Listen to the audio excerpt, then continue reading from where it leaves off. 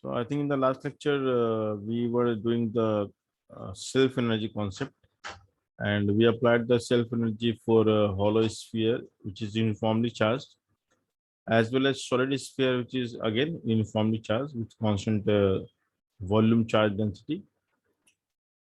And there's one additional question that we can solve, which is again not part of JEE, but just out of curiosity, let me just solve and show you that self energy do exist for disk as well. So I'll just show you self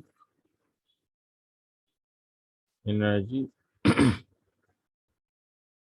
for disk. And what we are going to use in this case is the potential formula for the periphery of a disk. If a disk is uniformly charged,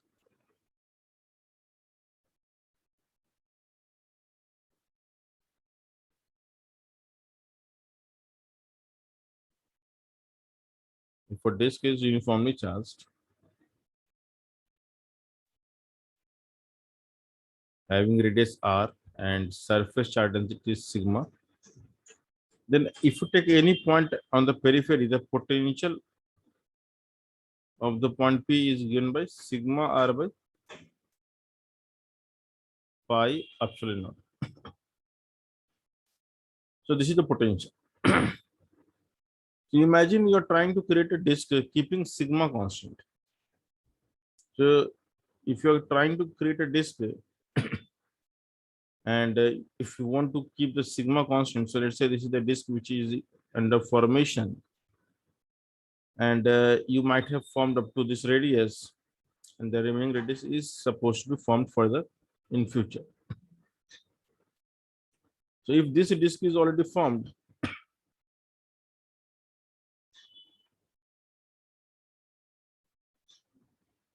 of radius, let's say small r,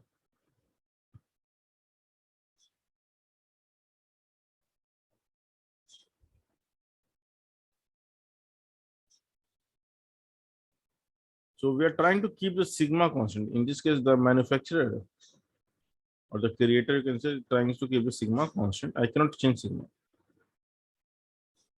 So again, if I try to bring the charge dq from infinity, I must put the charge on the periphery in order to increase the radius by elementary value dr, such that the sigma remains same. So I am going to bring the dq on the periphery and will spread around it in a tiny volume next to it.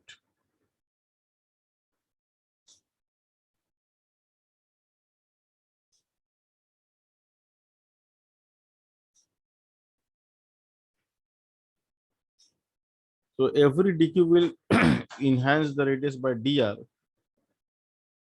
And now we can write the work done in a similar fashion. So the dw will be how much?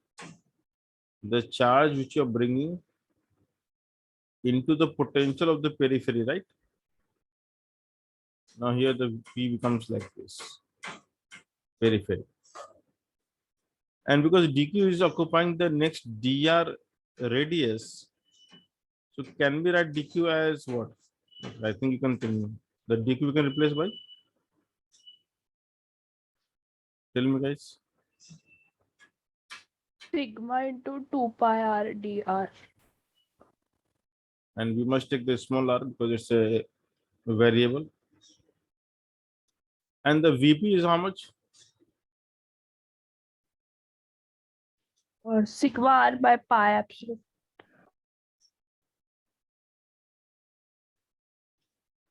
So you can clearly see that this is in terms of sigma. And 2 sigma square by epsilon naught is constant. Pi will cancel out, and sorry, r square dr is the only variable. So this is the ext. And now if I integrate, I get the total work done by external agent in increasing the radius of the disk from 0 to capital R. which is r cube by 3. So the answer is 2 by 3 sigma square r cube by. So we can say the self energy of disk is how much?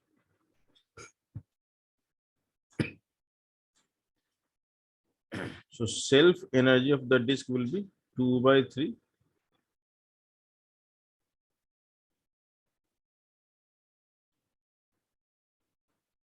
So now imagine why this idea is important. Let's say the disk formula is complex and JEE will not expect from you.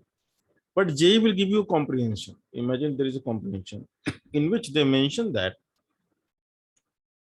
for a disk, the potential at the periphery is proportional to R.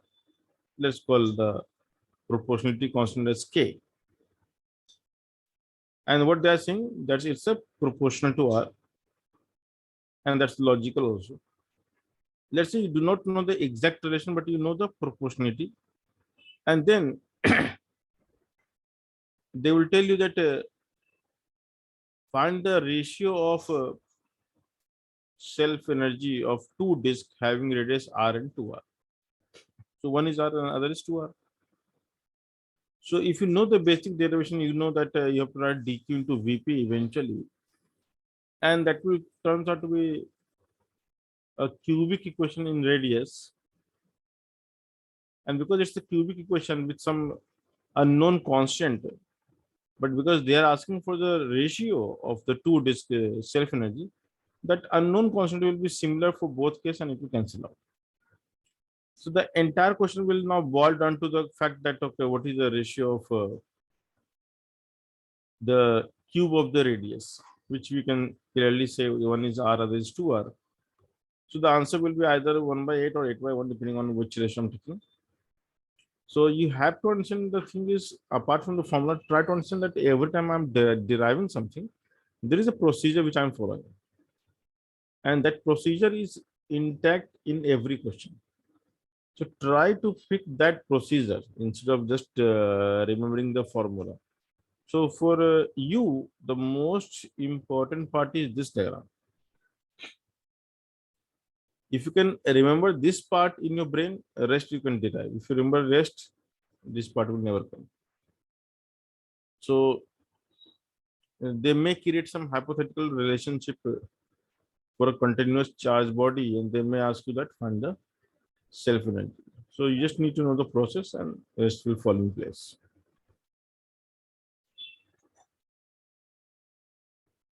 Now, because of the spherical charge distribution is very commonplace,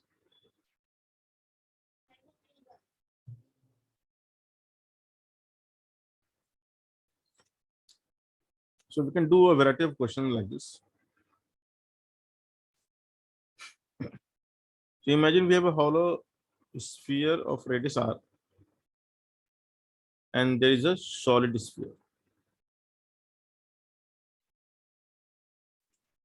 Imagine they are far apart such that the charge distribution is symmetrical. So the symmetry is not an issue. The charge is uniformly distributed for both.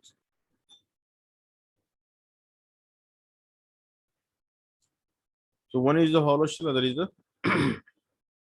solid sphere. And the first one is given charge, let's say Q1.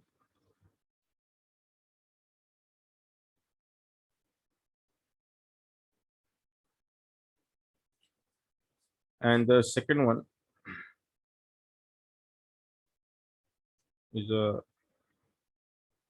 charged sphere where charge is residing in its volume. So definitely it's a non-conducting nature sphere.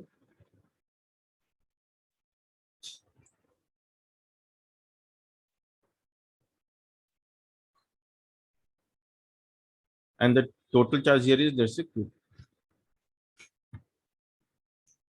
The separation between center to center, let's call D. And the question is find the total energy of system.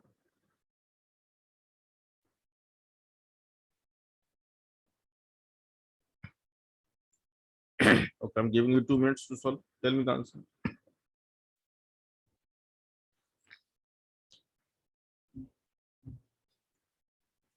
So you are supposed to find the total energy of system.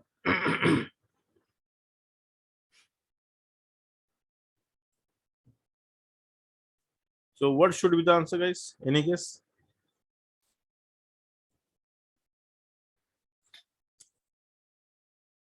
So the total will be the summation of U self and U mutual.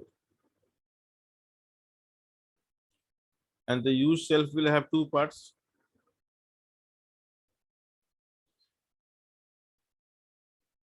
Hollow. And mutual is only one part. So in total, how many terms we have to write here? In total, we have to write the 3 terms. So what is the self energy of the first sphere, the hollow shell? 0.5 kq1 by r square. Very good. And then solid is 0.6. So the first is 0.5, second is 0.6 kq square by. So this is the self energy part which I wrote here. And the mutual which you know already. How much is mutual? For it's like a 2-point charge. And for 2-point charge, we know the mutual energy, the mutual potential energy. What is the formula? K q1 q2 by d. Very good. So the total is a confusing term because earlier we used to ask the total energy of interaction. If I ask the total energy of interaction, then what will not come? Self will not come because we are talking about only interaction. But when we say total energy of system, see the language matters. So total energy of system will include the self and mutual. But if I say total energy of interaction, it will only include the mutual interaction, not the self. So just for as a disclaimer, the total energy of interaction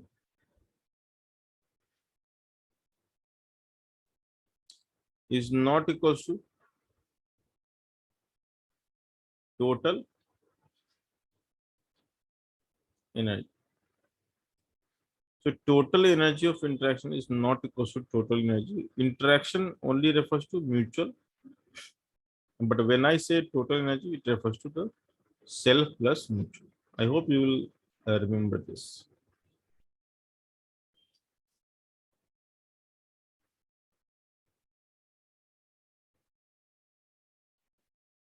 Now, many question of capacitor or capacitance we can solve easily with the help of only self energy and mutual potential energy. How? For especially for the spherical capacitors. So capacitor is just a one way of saying that the conductor is placed like this. So let's say we have two concentric shell.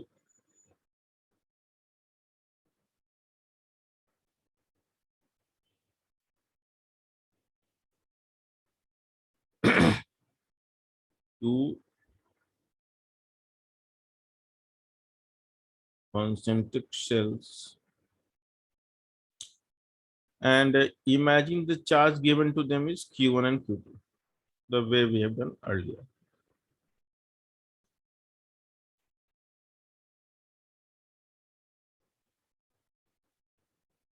Okay. So let's say charge given is Q only, and this Q will induce how much? Minus Q here. We have done this in the last lecture, right? Yes. And we have done the grounding also. And outer is just ground. And when you ground the outer surface, what will happen? The outer periphery of the outer shell will have zero charge. I hope you remember this part. Yes. And the radius we can take as A and B.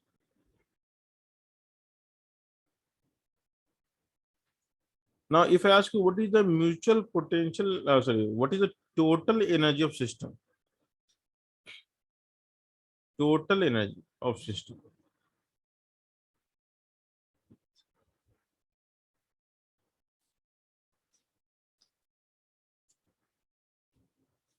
So how many charge we have? Charge layer. 2. So technically both are Pauli sphere. So we can directly apply the self energy formula of the Pauli sphere, right? The total will be the sum of self plus mutual. Tell me guys, what is self value?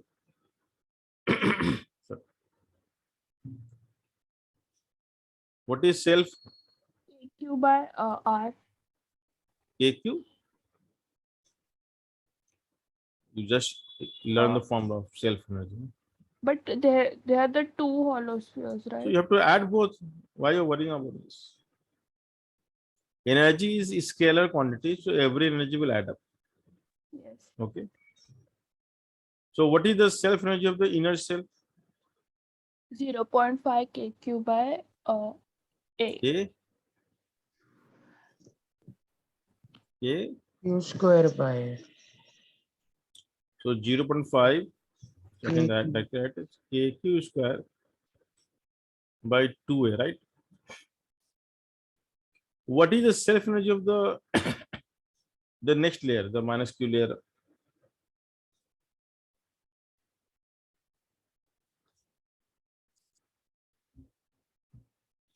Self energy is always positive, whether it's negative charge or positive charge doesn't matter.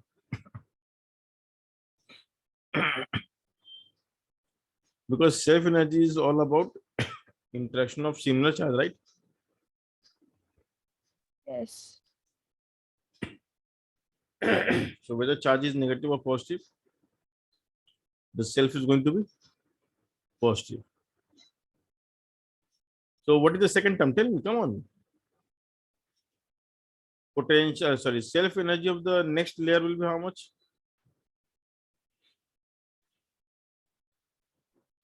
Sir, KQ square by 2P.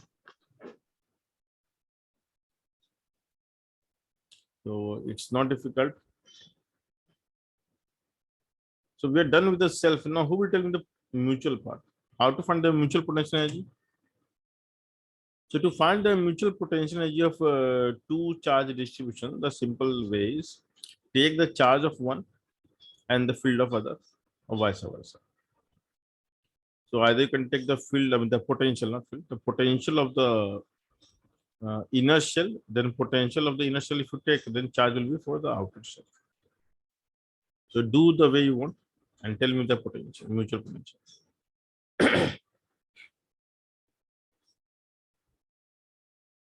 And for every spherical distribution, we assume charge at center when it comes to finding the potential.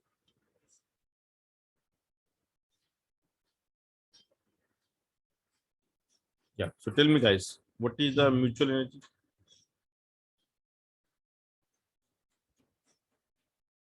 Come on, tell me someone. You can't be quite like this.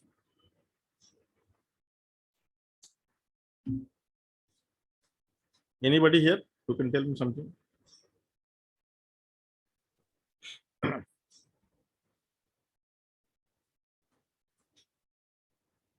Hello. What is, yes? KQ square by A.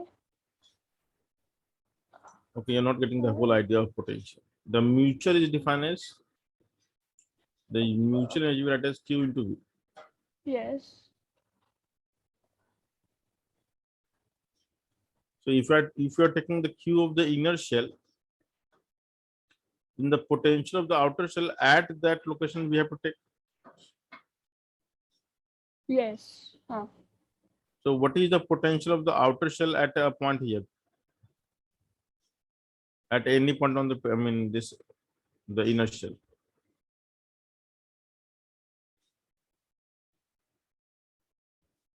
Potential of a hollow shell inside its volume is how much? KQ by A. You're not getting. Potential inside a shell. What you're taking? See, you're not. So the formula that you should take is look at this. The point P is inside the outer shell. Yes.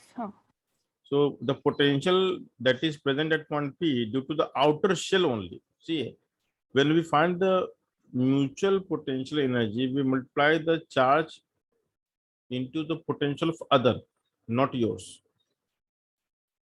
So at point P, what is the other potential? Not the potential of the inner shell, potential due to the outer shell. How much is that? If I choose the Q of inner shell, I must write the V due to outer shell, or Q outer shell, then V due to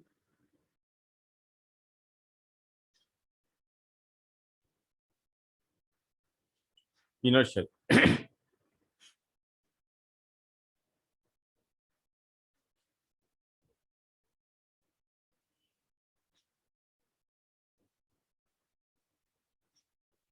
So if I choose the inner shell charge Q, what is the potential due to the outer shell?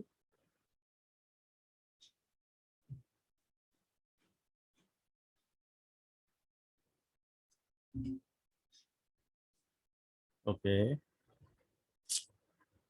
really sad. If you have any charge sphere of any charge, let's say Q, what is the potential inside? Potential inside is how much at any point P? Sir, KQ by R. Yeah, same as the surface. Yes. Yeah, same answer. So here it will be KQ by B. Come on. Potential is scalar quantity and we put charge with sign. So what is the charge here for the outer shell? Minus KQ. And that's a common sense. Now, if one is Yes. positive, other is negative, Negative. the potential mutual will be always negative. It is minus KQ by B. Do you realize this? Yes or no? Yes, No got one it. is revising the entire thing, anything. Sir, yeah. So we are taking Q of inside sphere and minus Q of outside. Potential, see, Huh. mutual means your charge, other potential. Yeah. The other way of writing is or minus Q, which is the charge on the outer surface or outer shell, and the potential there will be how much? KQ by B only. KQ by B. Yeah. You can write either Oh, this way or that way. It's the same thing. yes. Understood? Yeah. So the total energy of system turns out to be how much? KQ square by 2A. KQ square by 2B minus by B, right? And this will give you the answer KQ square by 2A minus KQ square by 2B. And okay, like next page. Guys, please do revise. You guys are not revising the potential part.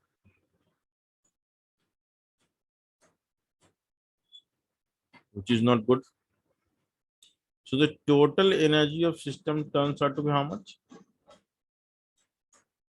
KQ square by 2. If I take common, can we write as 1 by A minus 1 by B? I think this is the answer.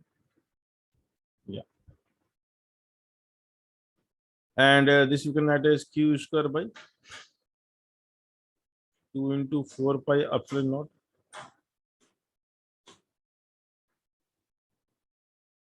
Okay. This is the total energy of system.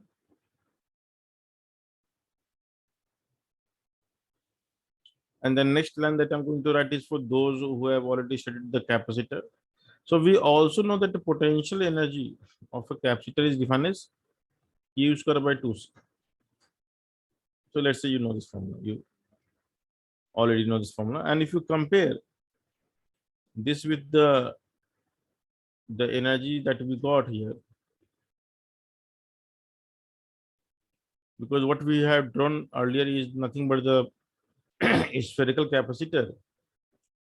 And if you compare, you can see the C turns out to be 4 pi epsilon naught by 1 by minus 1 by, which is the formula for the capacitance of a spherical capacitor. What I'm trying to prove is that the capacitance is an alternative way of finding the same answer. Or you can also do the same calculation without using the concept of capacitor, because we know the at the end it is the energy. So at the end, what really matters is the energy of system. And energy is a method which is very interesting, because here you are not supposed to understand the concept of uh, potential difference and all, and you will get the answer easily. So the mutual and the self, and that is only for the spherical object, which is quite easy. For other objects, we have to go through the definition. So capacitance or its energy, the way we find in chapter of capacitor, is of course will give you the alternative way of writing the same thing. But if you understand the energy, it's really good. Similarly, if I ask you a question like this,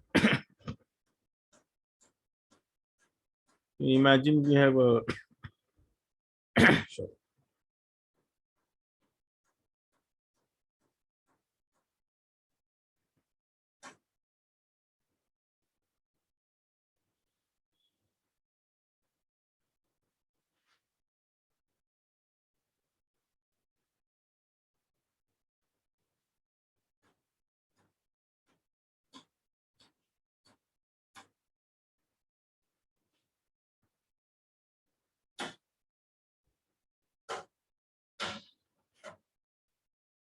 So it's a conducting shell with some cavity.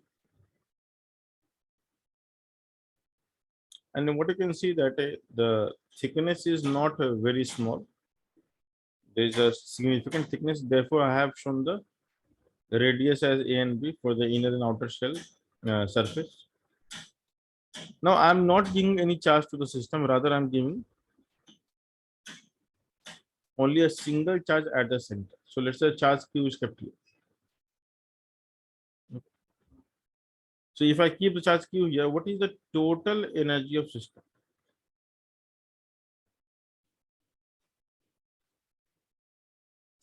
So you can try for 3-4 minutes, then also.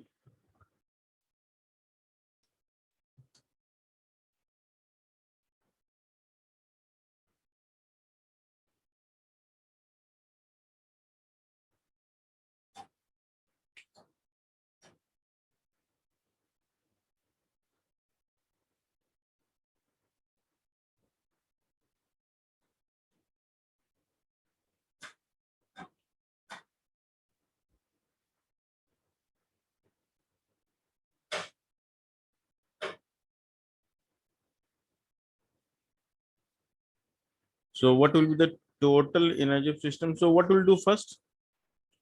This charge Q will create the inductive charges on the inner surface and the outer surface of the shell, isn't it? Yes. So your first step will be to first show the charge. Okay. Now the self energy part we only write for the spherical charge distribution, and by convention we assume the self energy of point charge as 0. So you're supposed to remember that self energy of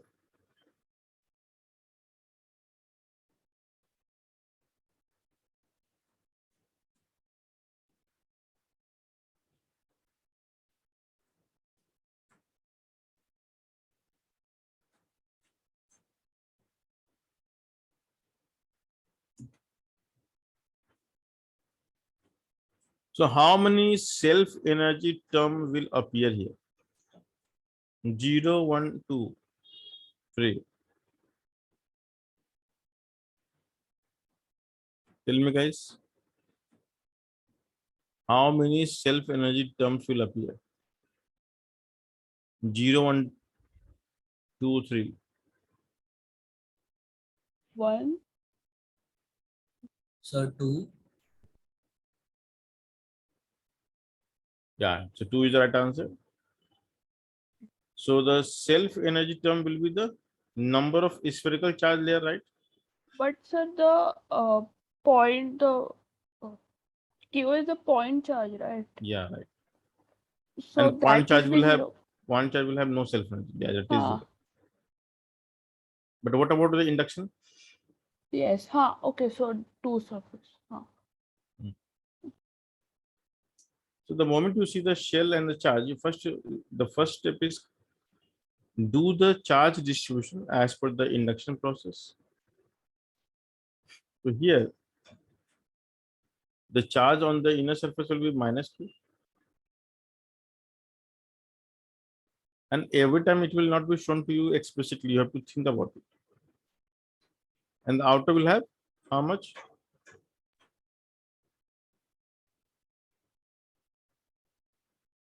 What will be the outer charge? Come on, guys. Hello, hello, hello. See, don't be muted. Plus Someone Q. have to say something. All these things are taught already. So you're not neither studying nor revising, doing nothing. What is this?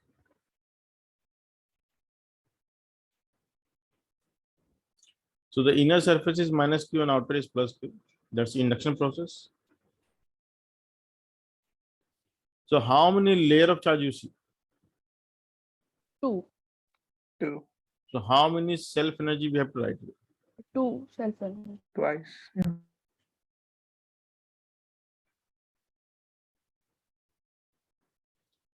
So tell me the self energy value which I should write here.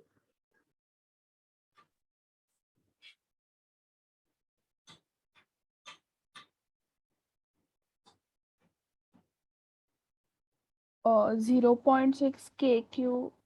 How it is 0.6? It Where is is the solid sphere? spherical. All a hollow sphere. Come on, you have to So only look for the charge. Don't look at the object.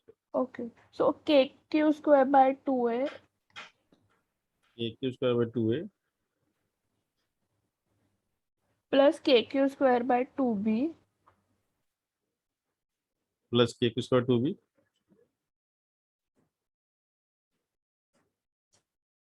plus uh plus what? the mutual one. So So how many charges we have?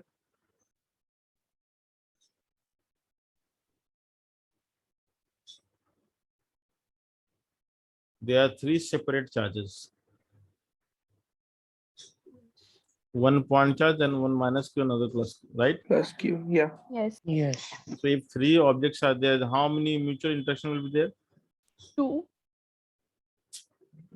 How much you know mathematics? 3C2. We have done this 1,000 times again. If 3 objects are there, then what will be the mutual? 3C2. There are 3 interaction. Interaction you don't understand. I mean, you guys are not getting anything. The number of distinct charge layers will create the mutual interaction. So this will interact with this and this. So the first has interacted with all, and then you can take off this will interact with this. That's it, done. 3C2 equals to how much? What is 3C2? 3. 3. So there are 3 mutual terms, and you need to write 3 terms separate. While writing the mutual energy, we take the charge of one and potential of other at that location without getting confused. So can you take the pain of writing those 3 terms?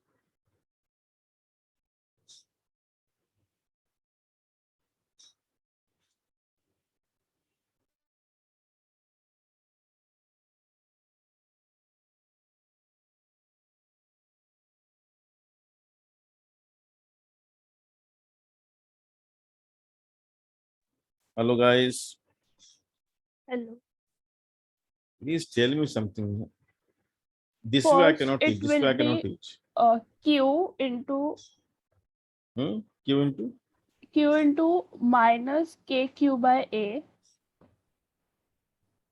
So by writing this, what you are doing actually, can you explain this term? Why are you writing like this? First, what we want the mutual of first I took of the point charge and the minus layer. Okay, very good. So So in the location of yes, plus charge, point charge, the potential is minus kq by a, right? Correct. yes. That's correct. Next. Then I took q into kq by b. Yeah, that's correct. So the point charge has interacted with everyone. That's done. Yes. Then next.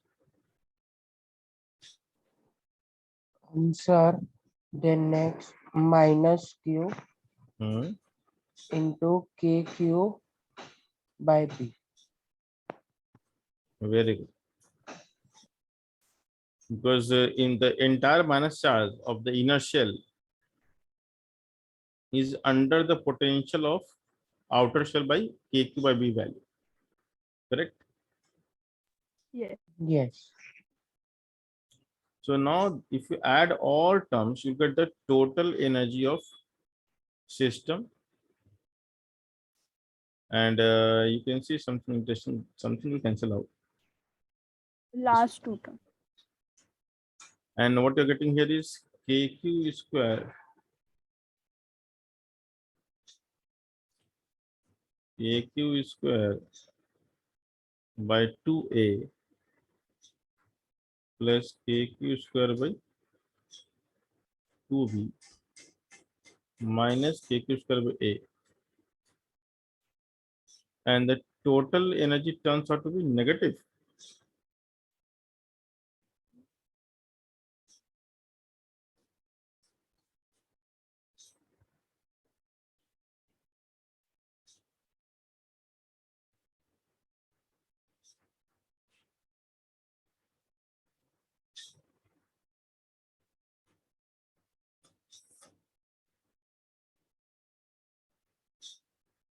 Hello. Yes. That's correct. Yeah, fine. So what we're getting is minus, I can take common kq square 1 by a minus 1 by b, right? Yes. Or 2 will come outside. So because 1 by a is positive, I mean 1 by a is bigger than 1 by b. So we have to write like this. So the total energy turns out to be negative. Okay. Is this clear? Yes.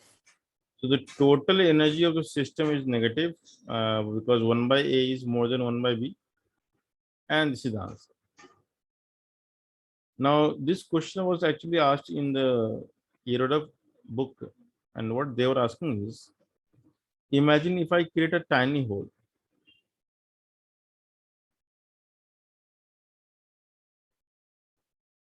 And if I take this charge from here through the hole up to infinity, how much work will be required? So how much work is required to take the charge from the center of this arrangement till infinity?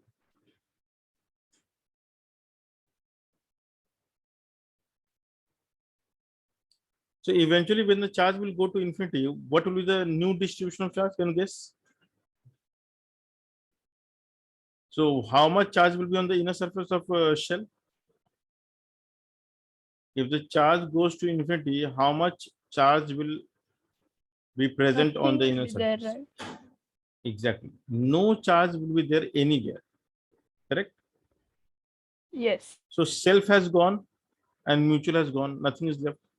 So once you reach the infinity, what is the total energy of system finally? 0. Exactly. So from negative energy to 0, you have added some energy, yes or no? Yes. Earlier you had minus 10 rupees, now you have 0 rupees. So from minus 10 to 0, is it a gain or loss of energy? Gain. It is a gain of energy. Yes. And that gain of energy is through some work done.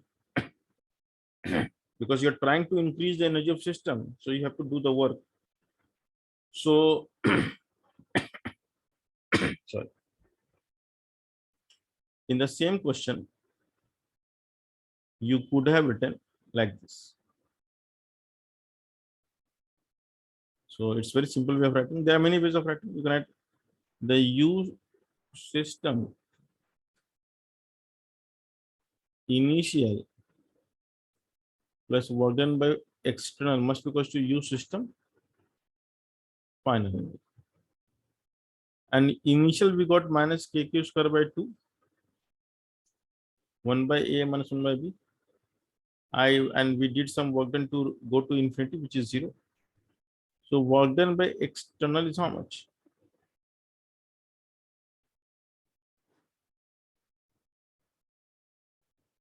So this was the question from the Eroda that find the work done in taking a charge from the center of the cavity till infinity through a tiny hole, and the hole is so tiny that you can ignore the charge discontinuity of that question. Is this question clear? Yes. Okay. So you have to understand how to write the mutual and self. Just for one rigorous practice, let me give you one more question.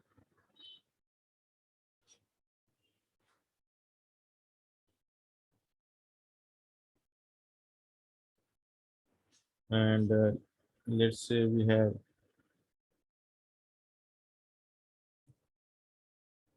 every question can be solved in variety of ways. You just understand the mechanism. So let's say I give charge Q1 here, and if I give charge Q2 here. The induction part, because I'm not showing, it is your duty to first draw the induction part. These are conducting spheres.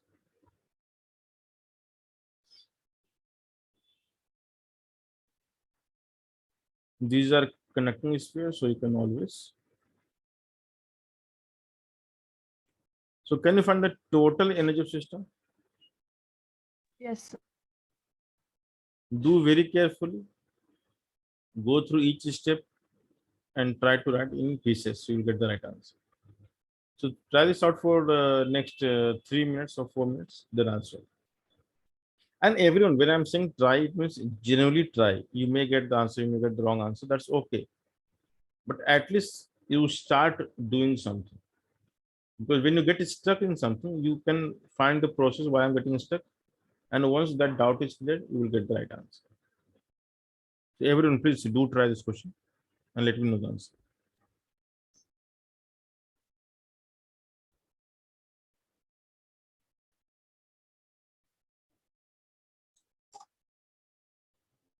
So all these questions are actually from the chapter of capacitor, which we are doing through the concept of self and mutual, because that is the basis.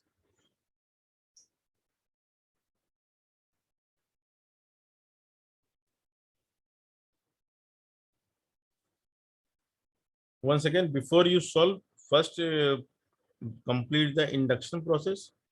And once the induction process is done, then only go for the writing answers.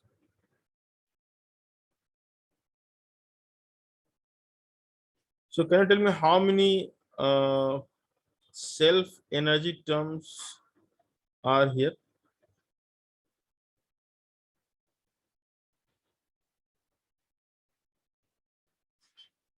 Sir, So how 2. many self?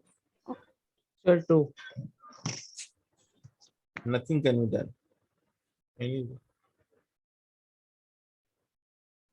First do the induction, then tell me the answer.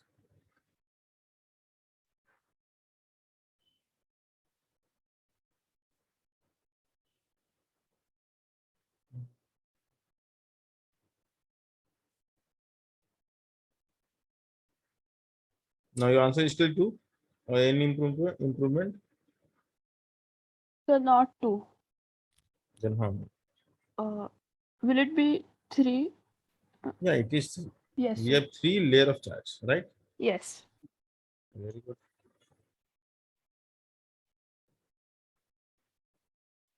And because we have 3 layers of charge, then how many interaction? 3. So we have 3 mutual and 3 self, right? Yes.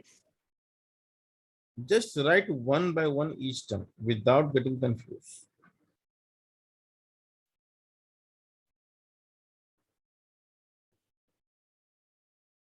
One step at a time.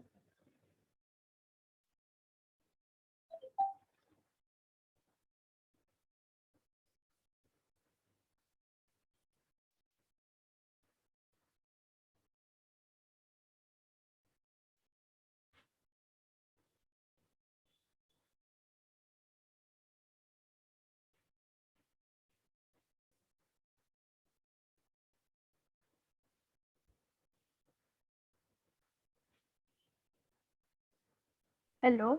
Yes. Sir, I think I wrote all the terms. Yeah. So start filling the terms. Yes, sir. First of all, First, you do the induction process. so minus Q1 and plus Q1. Right. So all layers are done. Yes. Now start writing the term only. First, the The first, self energy. yeah. K Q1 square. Just. So self will have 3 terms. So let me write the self separately.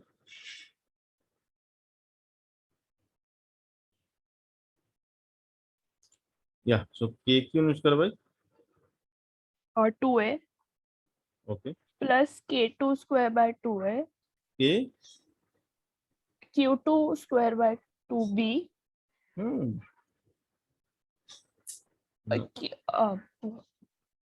Q2 plus Q1 square. Yes. Yes, correct. Okay. So am I writing correctly? Okay. Good. Yes, sir. Very good. Thank you.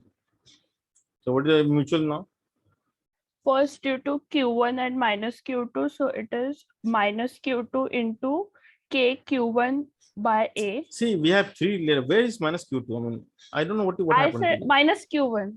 Sorry. Say properly. See, Yes. every term is different. So the first step is the interaction of the Q1 and minus Q1, right? Yes. So how to write this? So minus Q1 into K Q1 by A. Are you sure? Minus Q1 you are taking and the potential of the Uh, other charge at that location, right? by B. By B. Very good. Uh-huh. It's not easy. See, it looks easy, but it's not easy. You have to Yes, be sir. very careful every step. And the confusion is obvious. It happens. Not a big deal. Think carefully. Next step. Next term is what? Now due to the outer one. So it will be So first you finish the interaction of the first layer with everyone. yes. I mean, that's again a process. You should start with Q plus Q1 and then interact with minus Q1 and plus Q2 plus Q1. Write the interaction of each term separately. Okay. So that's a simple way. So you can write interaction. You can draw, some sort of diagram first, arrow diagram. Let's say you draw like this, that this will interact with this and this will. So And because next, once it will interact, so I'll just go like this. I'll keep on moving outward. Okay. I will not go backward and outward. That is confusing. It should be yes. one dimension. That you must go one way. Huh. Understood? Yes. And then write the property answer. So what is the mutual again? Let's start once again. Yes. P1 into Q1 into minus minus, K Q1 by B plus then Q1 Q1 into, into K Q2 plus Q1 by B. very good. So we are Then, done with the first two. Okay. now next. Now the Minus next minus Q1. Q1 into K Q1 plus Q2 by B.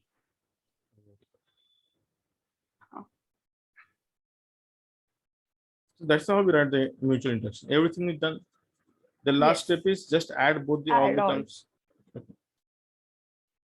So I don't know how much complexity is going to be, but you have to just write. So that's your duty. Anyone having doubt in writing this mutual and self, please let me know. Anyone?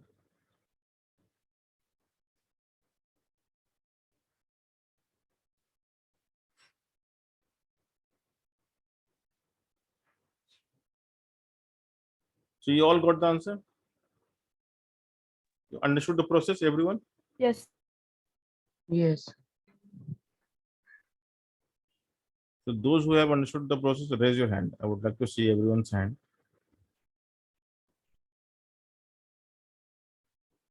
Okay. Oh, so all have understood. Okay. Now the next step is, once you use claim that you have understood it, if you claim, again try writing this. Okay, I'm not showing you the answer. Do it again Yes. and then come back and match it. I'll just go to the back, back page later on. Do it again and see if it is matching or not. You have to think about every step one by one and see how much you got. I can do even check also. You can do the question, send me the solution on my WhatsApp, and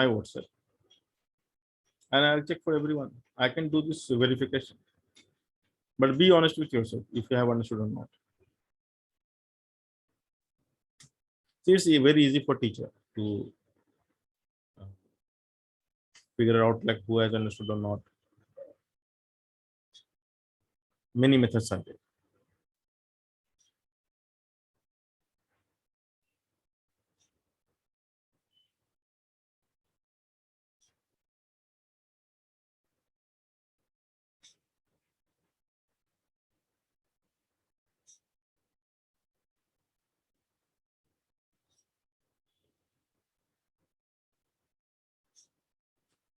So I hope everyone is writing the answer.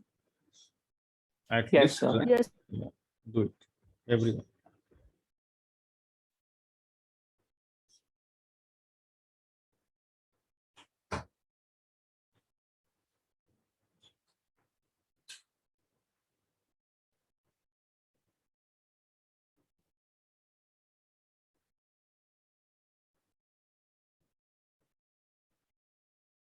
Always remember, it is totally okay if you have not understood. You can always ask.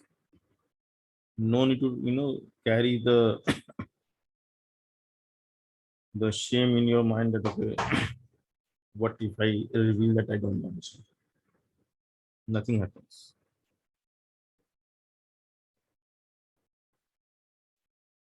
Be honest. Sir, I have wrote it. Can I send it to you? Yeah. So Yes.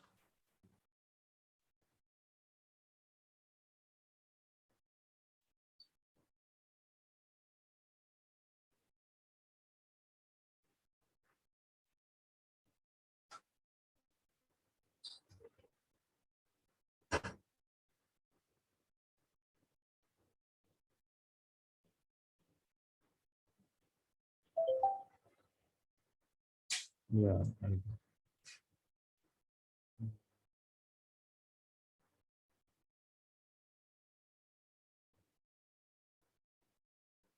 The way you have written the first term is wrong. The bracket should be there, no? It looks like subtraction. In the mutual? Yeah. Okay.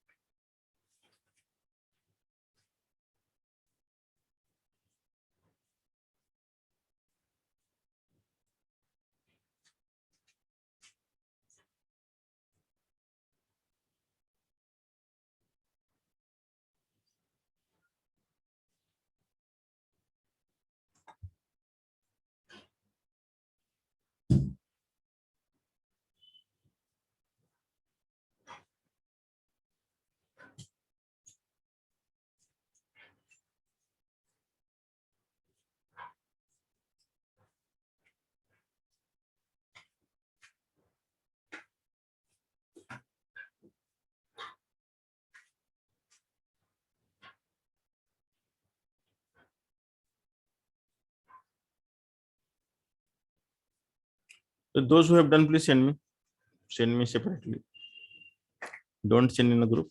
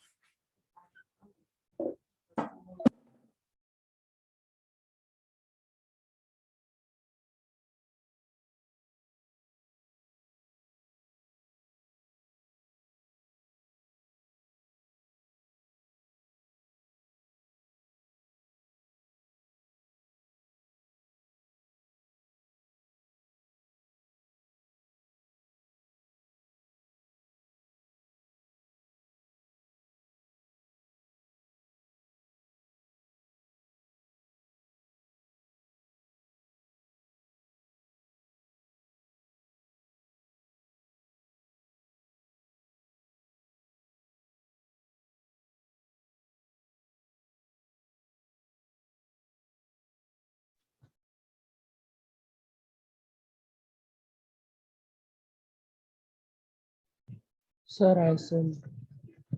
Please can you check?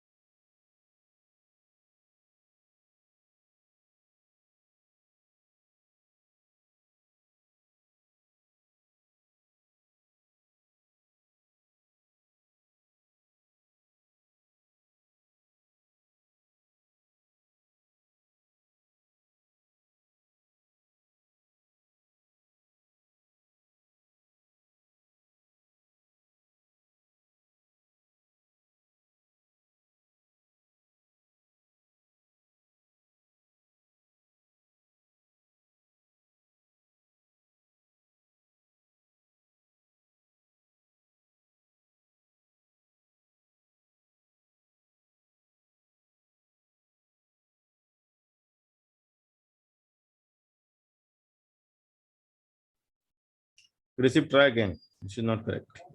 Yes, sir. You're totally confused. You have no idea what you're doing.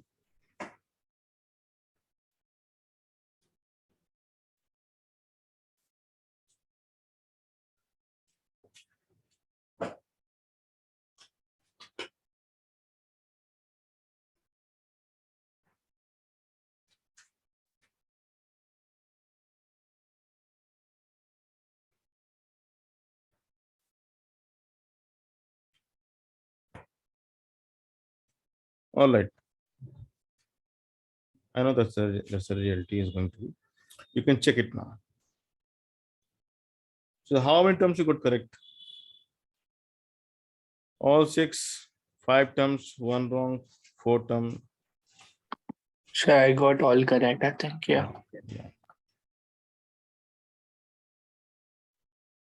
And mine is also all correct. Hmm. Can you check again? Oh yes, yes, yes. Okay. So let me finish this self energy part, and we can move to the next concept. I think is the dipole.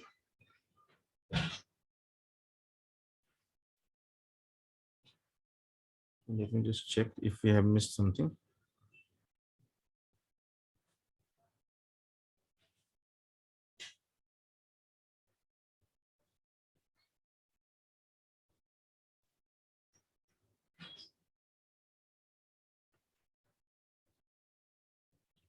And start studying as soon as possible.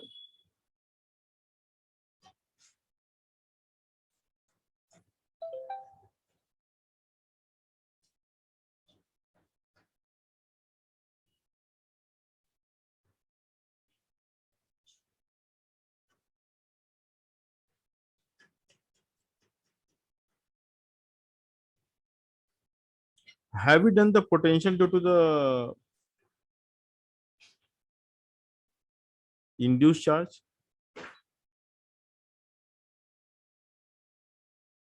Have we done potential due to induced charge? No, I think. No. All right. Hmm, But like what type of questions are in that? let me show you. Just a minute. Okay, we have to do the electrostatic pressure also. Yeah, that's concept left. Okay. All right. Oh, no, a lot is left.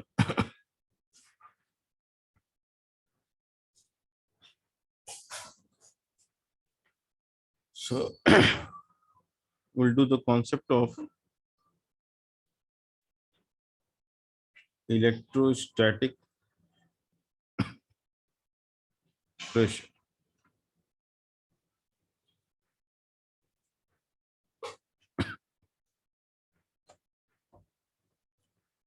So we know that for any conductor, what is the electric field inside? So if I draw any conductor, Yeah. the field inside will be zero. Yes.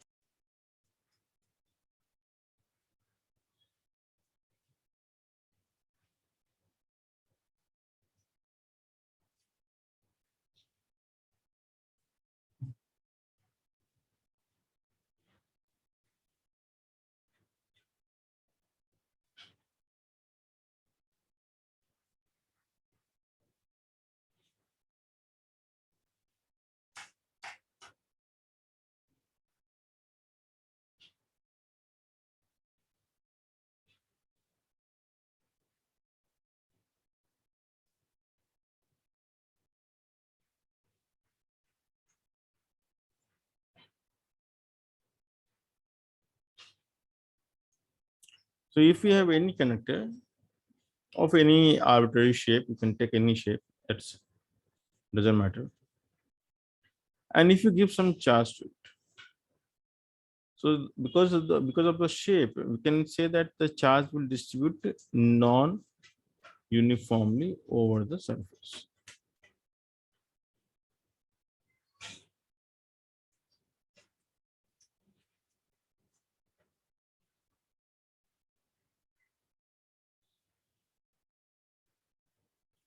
So the charge will distribute over the surface because we know that for any conductor, the field inside the conductor is going to be zero, right? Yes. And it is conductor. Now to find the resultant electric field at any location, we can apply the Gauss law. Which means if I wish to find the electric field at this location, the location in the close vicinity of the surface, I'll take a one Gaussian surface, something like this.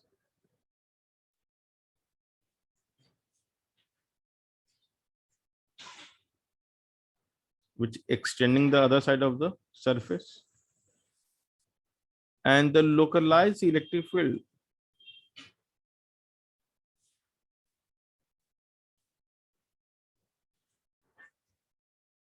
this is the E net, because using Gauss law we can always find the resultant electric field, not the individual field. And if I say the area of cross section of this tiny cylinder as dA, what is the d flux? The elementary flux is how much? E naught into d from the top and 0 from the bottom, and there is no field from the lateral surface. Yes or no? So all these lines of force will come from either this surface, and there is nothing from here, and there is nothing from the lateral surface as well, isn't it? Yes.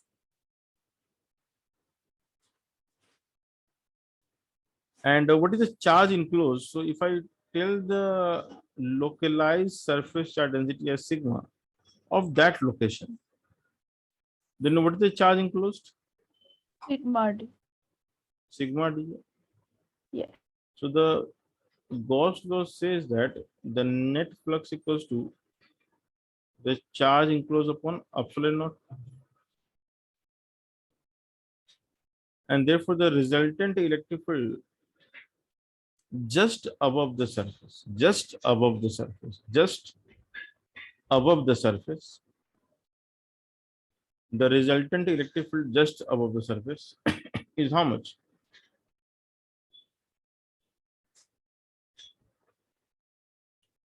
But this field is the resultant field, isn't it? Yes. This is the resultant field. Now imagine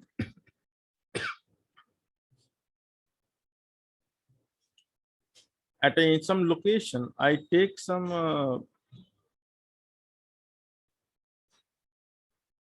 elementary patch.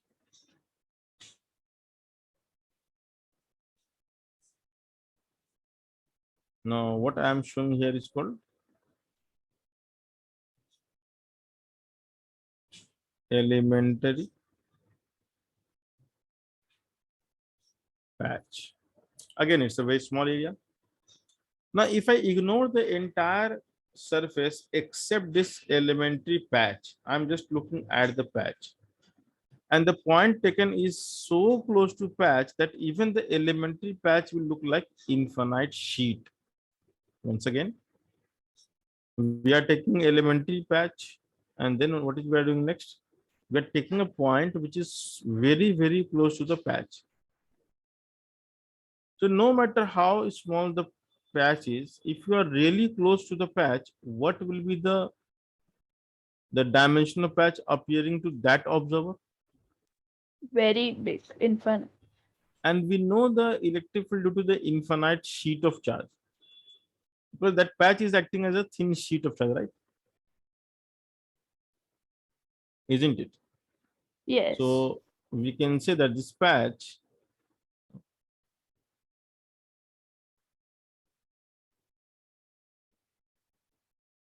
will act as a thin layer.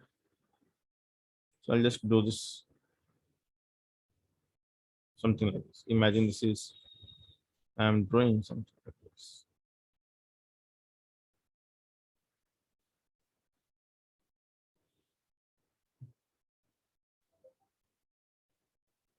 And this entire layer will have charge with its localized sigma.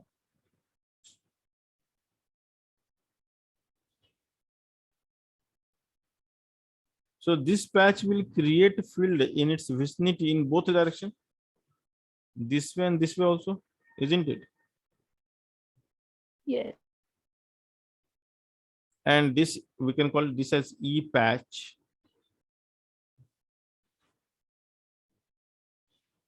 And because this is acting as a thin layer of charge, can we treat this as a infinite non-conducting sheet? Yes or no? Yes.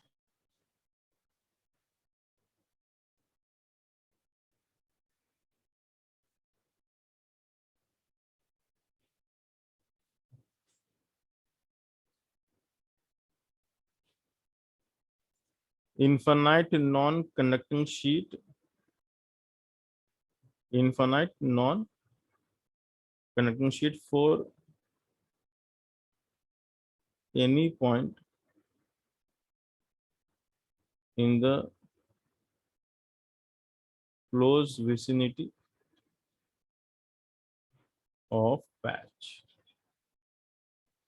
So I've simply zoomed this answer so that you can see something. And what is the value of electric field to the infinite sheet of infinite non-conducting sheet of charge? Sigma by 2 epsilon. Very good. So what you can see that the patch will actually create a field. Patch will actually create a field on both sides of its surface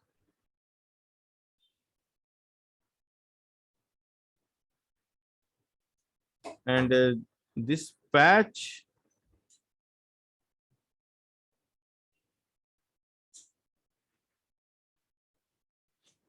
will have field on both side actually, not only one side. Okay, and the value will be sigma by 2 epsilon naught. But what we know that the field inside the volume must be zero. Net field is how much? Net is zero. Yes. And because net is zero, now this is very, very crucial part. The patch will create a E on both sides, which is sigma by 2 epsilon not on both sides, but we know the net is zero. So except the patch, the remaining charge on the surface will also create the electric field, and the field of the remaining charge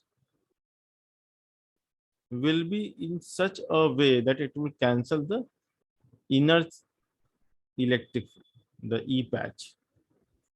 So technically,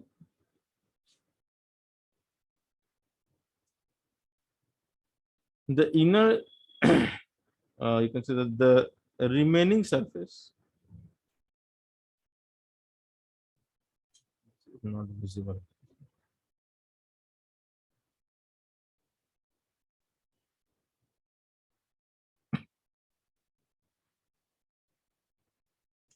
So remaining, sorry.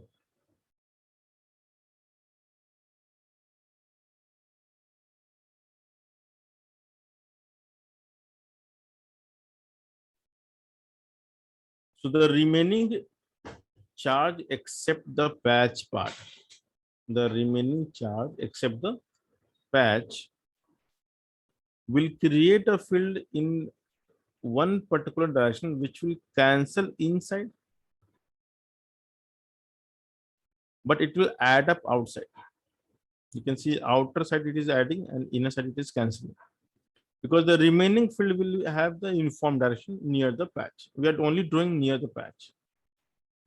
So the white arrow is representing the electric field of the remaining part except the patch. So patch is one unique place.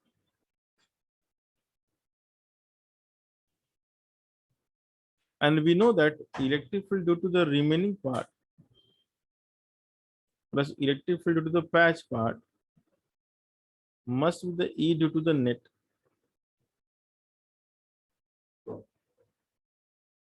Electric field due to the patch is how much? Sigma by 2 epsilon naught. What is the net electric field, guys? The net we got through the Sigma by Gauss law. epsilon.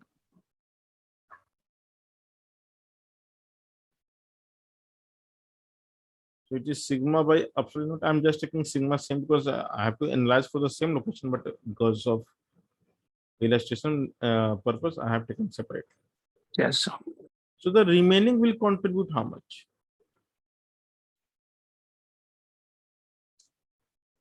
So what we say that in case of any conductor, if the inner field is zero, then every patch will create the field on both sides, but the inner part of the field of the patch will be cancelled by the remaining part of conductor. So in a way, we say that the remaining part will conspire to cancel the effect of individual patch. Sir, Yes. sir, I didn't get that part of remaining and patch properly. Yeah. So patch is, let's say, patch is a small part of the entire big object called the conductor. Okay. Yes. So patch is independent. Na? Patch, if I only focus on patch, it will not be called conductor. It will be called only patch, Yes. which is simply a thin layer of charge. Yes or no? Yeah. So imagine if you take some object, a solid object, and you put some varnishing over it, some liquid layer. You glaze it. Imagine. So you create a thin film of liquid, right? The oil. And that thin film, I'm talking about that thin film only, not the object. Okay. So if you polish something, the polish is very small, huh? It's a thin layer, correct? Yeah. If you, let's say, lubricate some machinery parts, then the lubricant will only create a tiniest possible thickness in micrometer, or even less than that actually. So similarly, if I charge the entire body, the charge will create a tiny layer of, you can say, sheet around it, isn't it? Yes. So conductor is like a placeholder. It is holding that object, and that tiny layer of charge is, is spread over the surface. And among the tiny layer, if you take a small patch, so that is pure charge, no? That has nothing to do with the conductor, isn't it? Yes, sir. Correct. And that tiny patch, if you go very, very close to that patch, can we say it will act as infinite non-conducting sheet? Yeah. And that sheet will create the electric field in on both direction as per its nature. Yes. The field due to the patch will be in both direction, no? Huh. But we do not want field inside. That's the property of the conductor. The net field inside is 0. Yes. So who will make it 0? So the answer is the remaining charge will make it 0. And how it will make it 0? By creating an electric field exactly opposite to the inner part. So look at this part. This part is the field to the patch on the inside, inner side. Huh. But I do not want this now, because I want 0 here. So remaining charge will create an electric field which will cancel this effect. So the remaining charge will create field like this. I should have taken this exactly in continuation. It will be in continuation. So the idea is the remaining charge will create its own field, and that will cancel this field, because the remaining is creating field in this direction. So inside it will cancel, but outside it will add up. Do you realize this? Yes. So remaining plus E patch on the outer side here, remaining plus E patch must be equal to the E net that we got here. Yes. Are you realizing this part? Yes, sir. So Yes. what is the E remaining? The E patch is sigma by 2 epsilon naught, and E net is sigma by epsilon naught. So if you shift, you will get the remaining answer is sigma by 2 epsilon naught, which means the remaining will exactly create what the patch is creating, which is something very interesting. The remaining will create what the patch is creating. And now this remaining is the most important part that you need to understand, that in any conductor near the patch, there are two contributions coming, which is not visible to us. The one is the localized patch, which contribute some electric field, and other is the remaining part of the system except the patch part. And therefore, because both are equal, so therefore the value of patch and the remaining is always sigma by 2 epsilon naught. So remaining part is clear, guys. Yes, sir. Got it. Now the question is, we would like to find the force on the patch. So force on a patch means force on the charge on the patch. That's the meaning. How much charge the patch will have? Sigma dA, Yes. or you can say, let's say, right, dq. They say dq is the charge on patch. And who will apply force on the charge? External electric field, correct? So force on a charge will be the E external. So E external here is E net or E remaining? Tell me.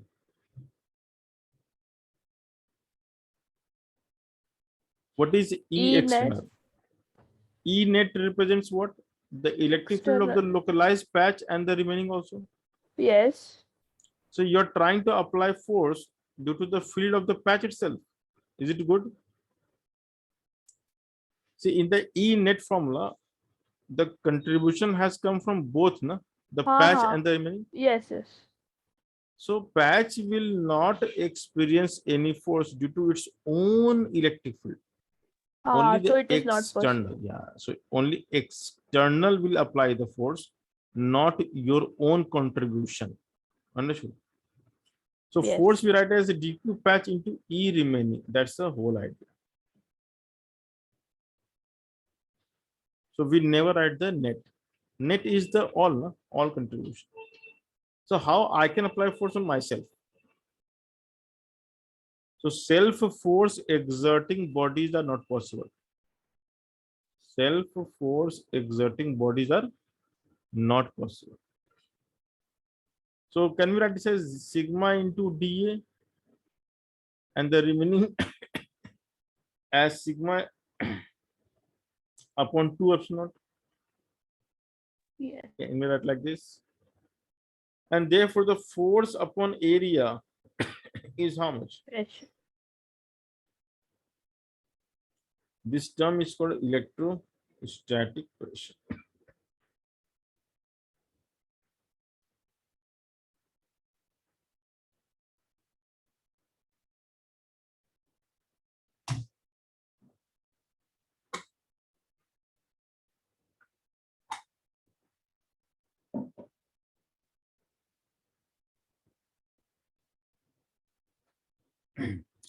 So you must remember that the electrostatic pressure at any location depends on the sigma of that location.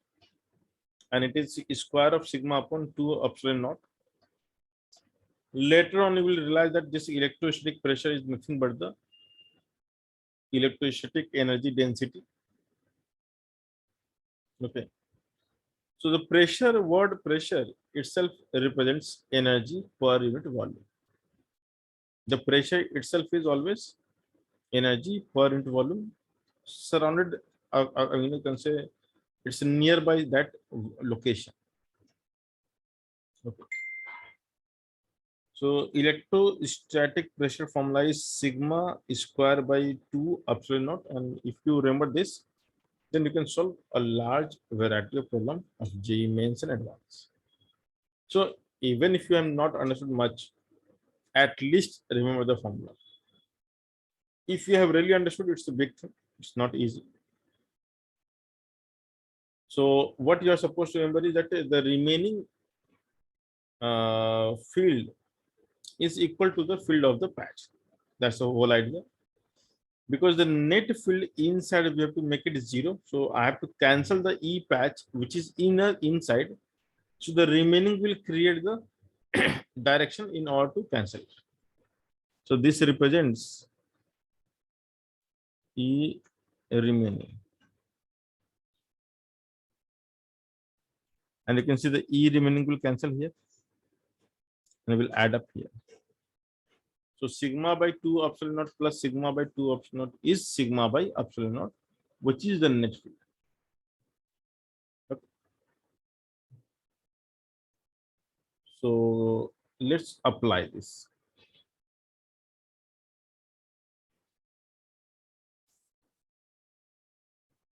And this was a JEE advanced question and I think mains question. So where we generally apply the electrostatic pressure, see, whenever we would like to find the force, the pressure is a method or technique which always gives the resultant effect of all charge distribution. So if you know the pressure, it means every other charge in the universe all together will create that effect. And therefore, once you know the pressure at a location, you need not to worry about the charge distribution. Just look at the pressure and multiply with the area, you get the force. So imagine we have a spherically charged object. It's a hollow shell. But it is not one shell, it is actually two shell.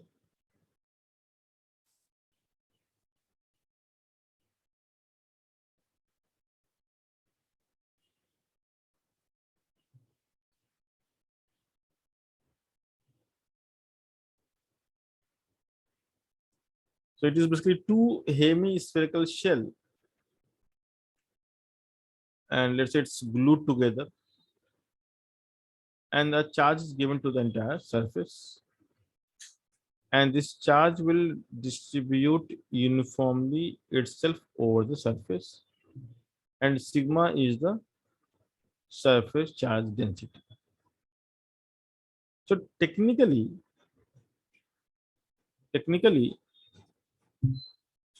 it is nothing but the collection of two separate charges. So because we have two shell, and if both are positive, what they will do, repel or attract. But So that anyway common sense that they must repel.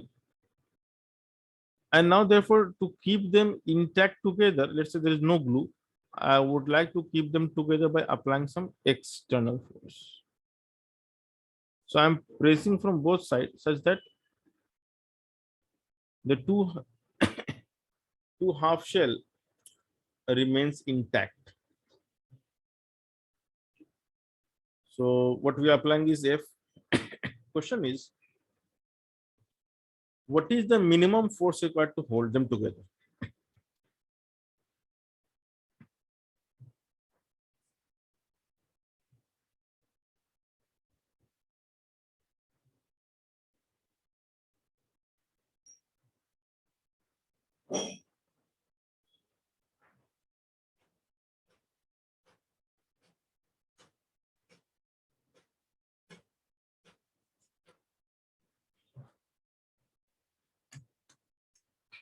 So this is the question, how to approach this question. So again,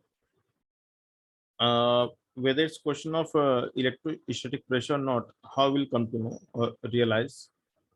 Now it's a hollow sphere which is uniformly charged. Tell me guys, if something is uniformly charged and if it is a hollow sphere, what will be the electric field inside?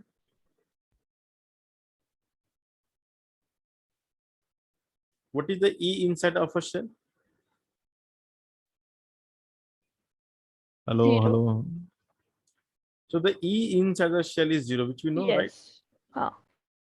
So that's how we start. So once you know the inside value is zero, you can always think of the applying the electrostatic pressure. And if I take a small patch here,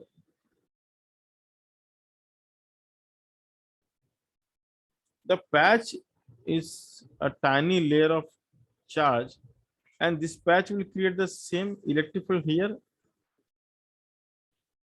on both sides, right?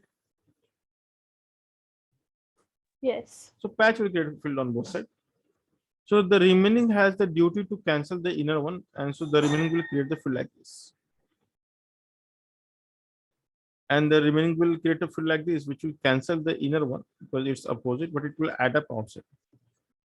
So it is exactly the same situation as before, and therefore we can say the E patch and the E remaining will have the same answer, sigma by 2 optional. Whereas the net field just outside the surface will be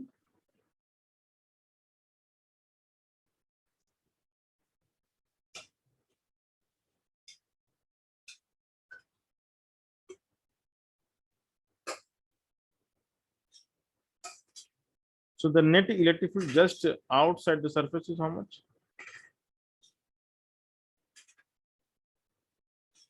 Sigma by 2 epsilon. epsilon. No, net is epsilon. It will add up. No? These two will add up. Correct. Ah. And because of similarity, we can say the electrostatic pressure developed will be sigma square by. Now, electrostatic pressure will try to pull or push. What it will do? It will try to pull away, Push. push. Pressure will push. Push. It's not a gas pressure. It's the pressure due to the field. So if the field is trying to do what?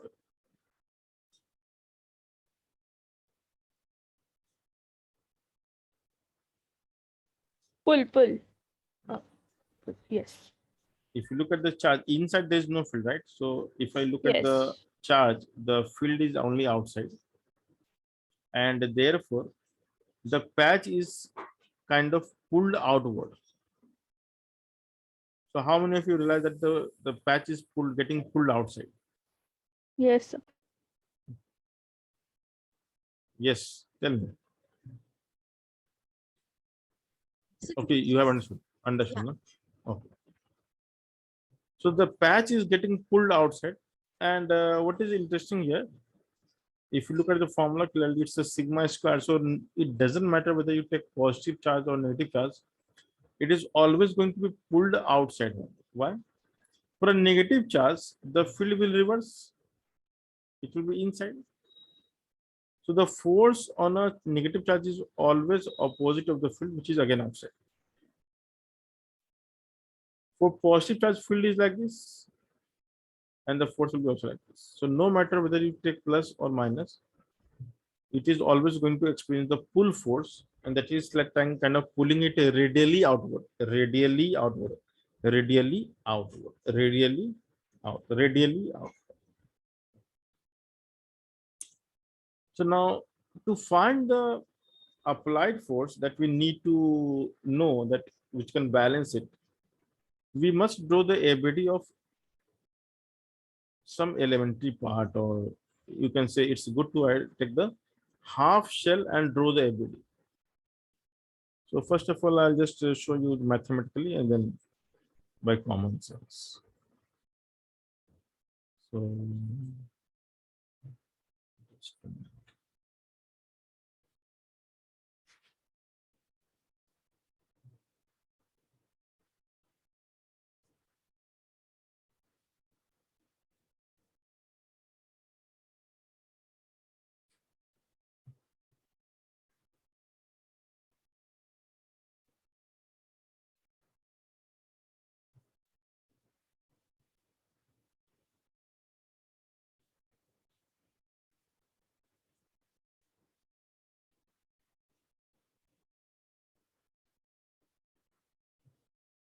so imagine if I take a patch here.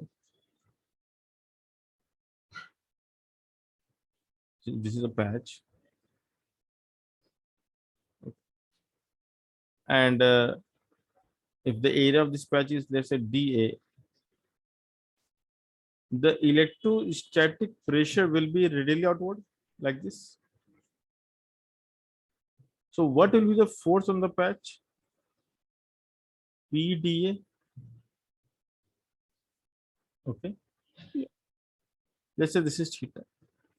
With respect to vertical, this is d theta. I mean, of course, it's a solid angle, but anyway.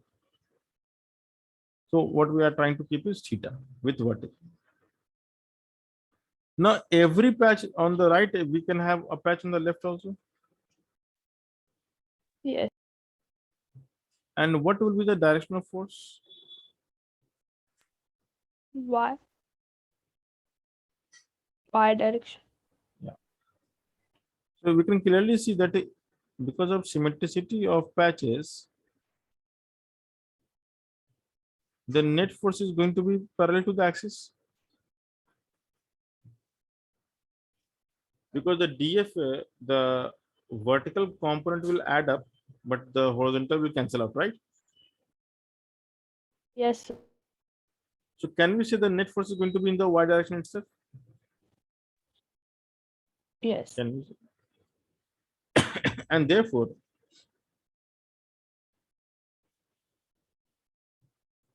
we can call this also as theta. This is theta. So I'm drawing a line parallel to the y-axis. I can call this as theta.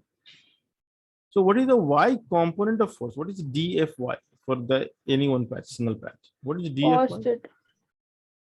It is dF cos theta. Yes. Okay. And dF is how much? PdA. Cos theta. What is dA cos theta? So the area dA cos theta is nothing but the projection of the area on the base.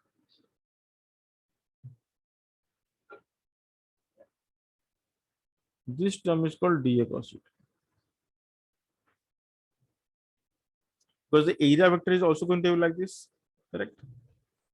So dA cos theta is this now this is dA cos theta. And dA cos theta will have the nothing but the projection on the base. How many of you realize the projection part? Yes, sir. I think we have done somewhere. I don't know. Yeah, we have done in fluid mechanics. So the net force will be how much? The total force will be how much? Integration of dFy, which you can write as PdA cos theta integration, because electrostatic pressure is constant. It's an informed surface. So I can take P outside, and the dA cos theta is interesting. If you calculate the dA cos theta for the entire hemisphere, it will actually cover the entire base, isn't it? In terms of projection. So you're trying to integrate the projection, or you can say shadow. So what is the total shadow area for the surface? So the total shadow area will be how much? Area of the base, isn't it? 2 pi r. Ah, very good. That's 2 pi area. r r d theta. Come on, the dA cos theta is the entire integration is this area. What you're saying? What is the area of the base? This is the shadow, no? This is shadow. If this much patch creates this much shadow, then the entire shell will create how much shadow? Come on.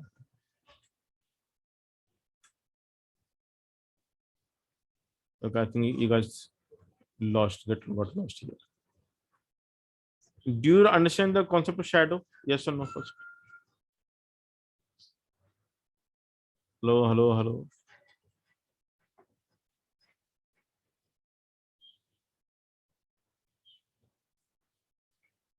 Hello. Pi r square Yeah, area. it is area is pi square only. No? Yes. Okay, you're not getting the idea of shadow. Shadow means what is dA cos theta? In a Gauss law, we have done for every area. If I call this as dA, so dA vector is like this. That's the dA. I want the dA vector in this direction. What is the component in this direction? So it means this component will be the shadow of this dA here.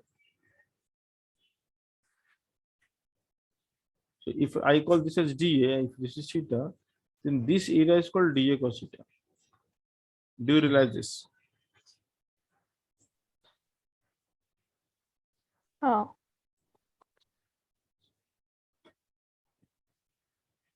So if I integrate the entire dA cos theta, what I'll get? Pi r square. Pi. So you can understand. Ha, got it now. Yes. Okay. If this is not clear, then there is another method.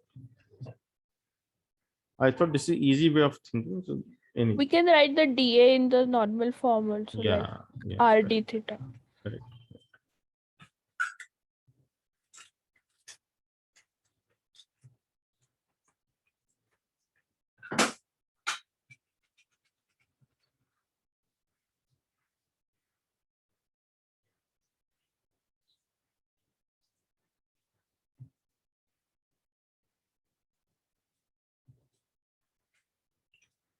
So first of all,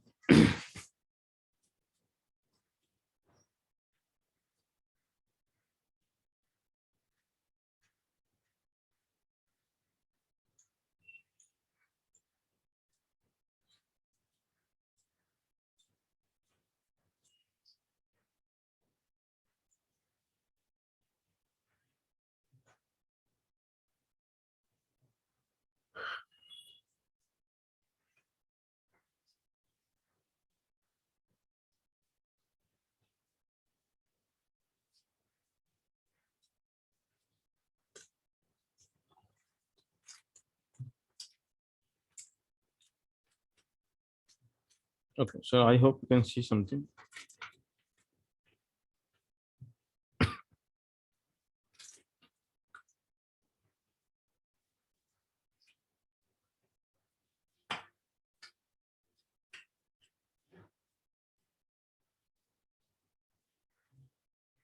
So you have taken very small elementary,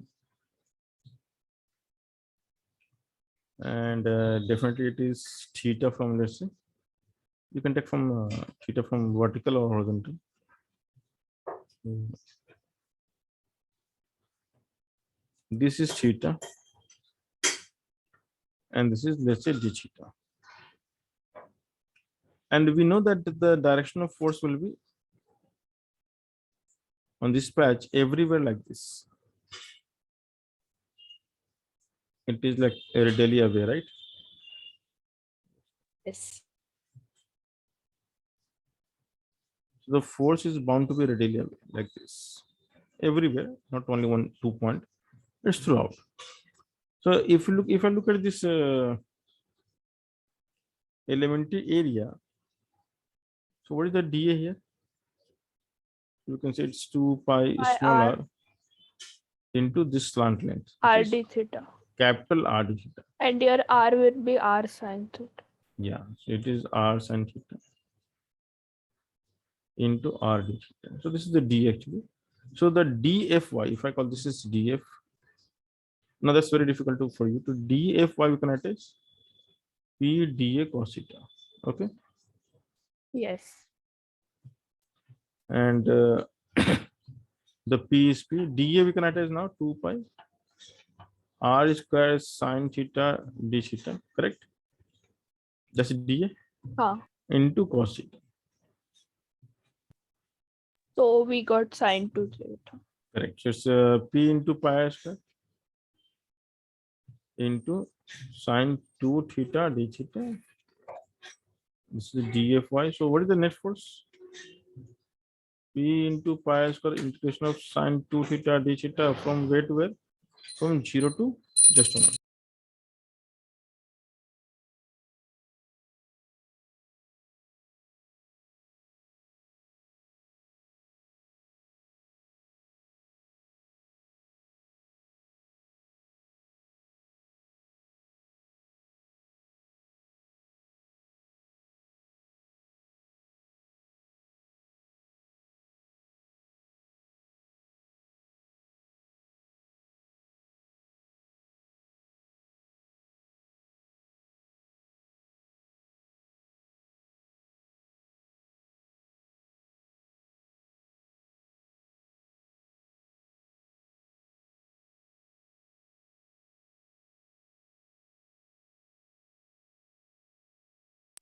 So what is the integration of sin 2 theta d theta? Tell me.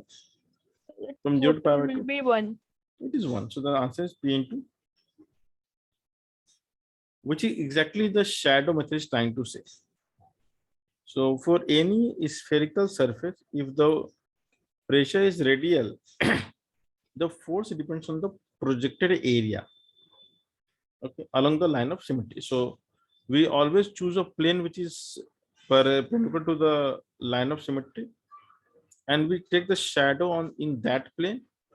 And when you multiply the radial force, here the pressure is the radial force, then the multiplication of these two will give you the answer. Okay, so the force is always this much. So what we can do is, if I draw the FBD of the hemispherical shell, let me do for any one part.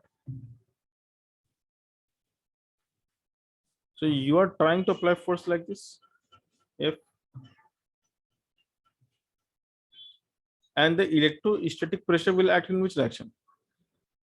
So the net force of electrostatic pressure will be like this, isn't it? Yes.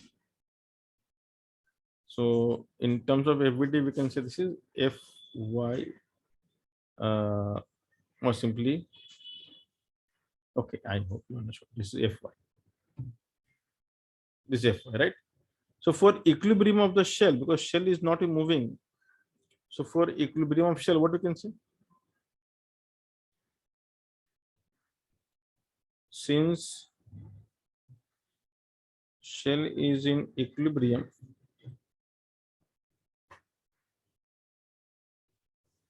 can we say F equals to Fy, which is very simple, Yeah. P into pi r square. So the applied force by U must be equals to sigma square by 2 epsilon naught into pi r square. And JEE means ask the simple question that what is the proportional relationship between force and the variables. So we got the exact answer in fact. Sigma square.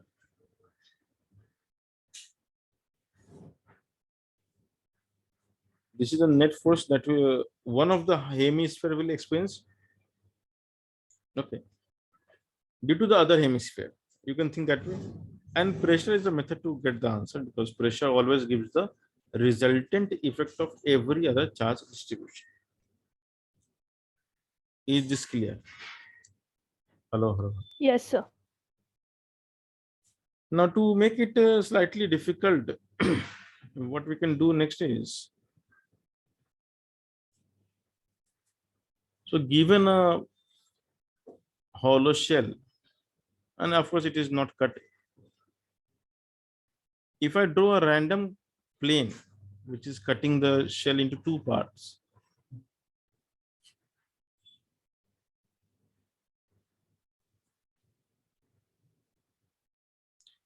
and the distance of center to the sphere, this is R. This is the plane actually. And this plane is dividing the, this is the imaginary plane. Imaginary plane dividing the shell into two parts. And the entire shell is uniformly charged. So that's not an issue.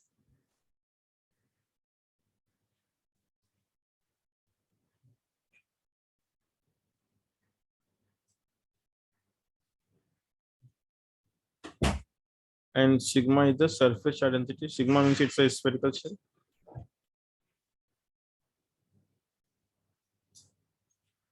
What is the force on one part due to the other part? Is separated by the plane. So question is find the force between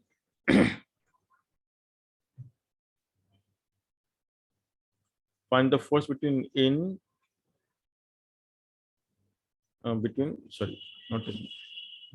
between two parts of shell separated by imaginary plane.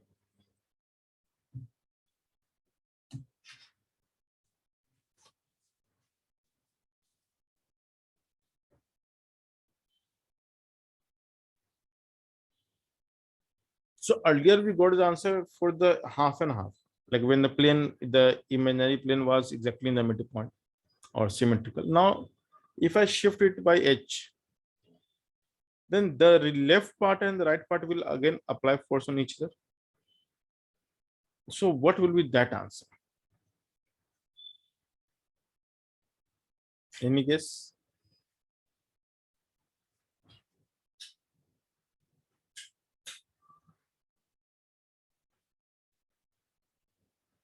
So what we are supposed to do here? Any guess? No guess. We have to only deal with this shadow. The shadow projection of any one part. Okay. And the force of left on the right or right on the left is going to be same. So you draw the ability for the small part, you can clearly see this is the shadow. So what is the area of shadow?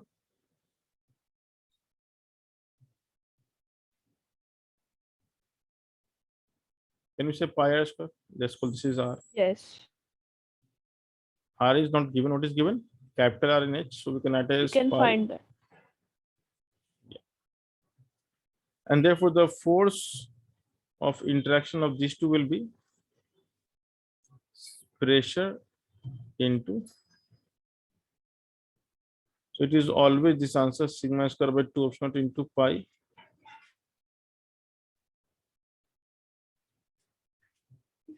Understood? Yes. Not very difficult. So it's always question like this will come.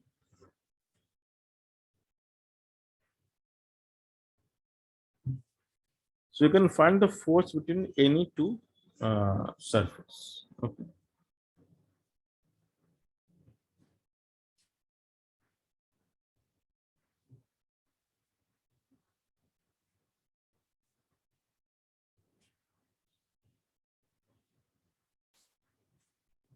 Okay, so the pressure is done. Now, one concept which I missed actually, that's called the analysis of potential due to, and I don't remember whether I've done or not, but you can tell me after this. So analysis of potential due to induced charge.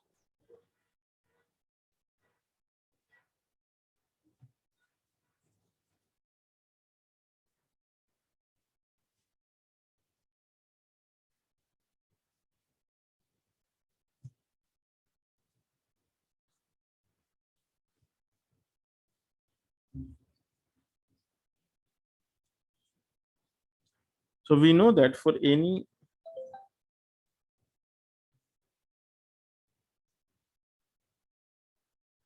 conductor,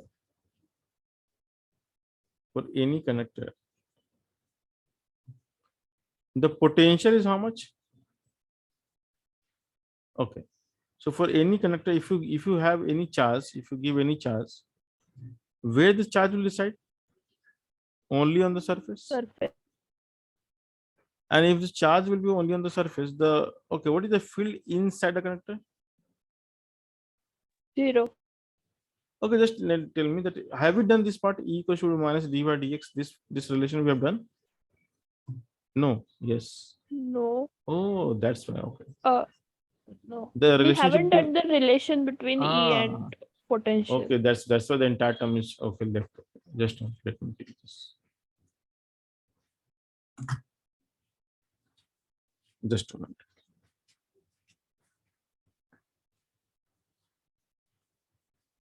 Okay. So let me do this part. Okay, so after doing this, the field and the potential and potential energy, we can now do the relationship between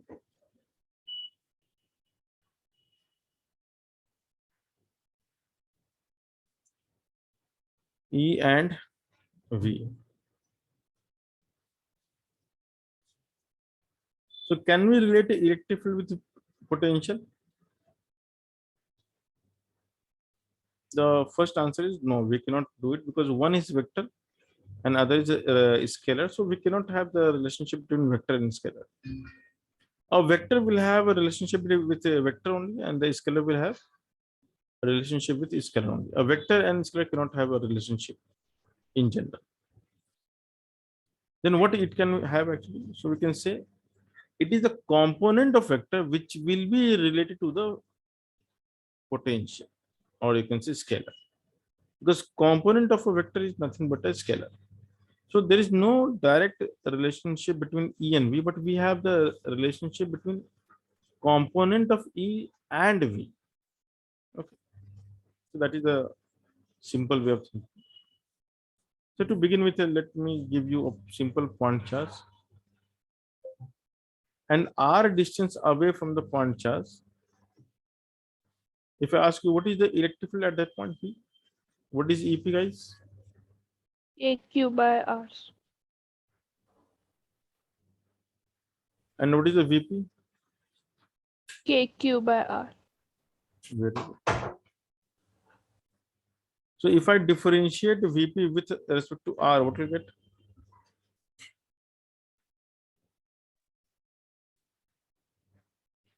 Minus KQ by R. Correct. So this will be minus. So which we can write as minus Yes.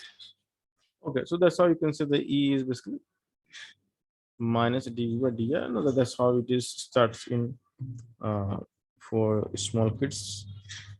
I mean, this is how we start learning about the relationship, but let's try to understand the essence of this relationship. This is not what we should study, rather think this way. So let's say a charge q at a distance r will create a potential, let's call V. So if I move slightly ahead in the same direction, dr ahead, the potential we can say it will change equals to V plus dV. So at a distance r, I am calling the potential as V, and at a distance r plus dr, I am calling the potential as V plus dV. What we need to learn in the right perspective, that the direction in which the potential changes confirms that there is a component in that direction. Once again, the direction in which potential changes confirms that there must be some component in that direction. Once again, the direction in which potential changes confirms that there must be some component of electric field. I'm not saying that is the electric field. I'm saying at least some component must be there. Okay. So what we say that electric field is due to the potential gradient. And what is the word gradient means? Change of something per unit distance. Okay. What is gradient? So in the direction in which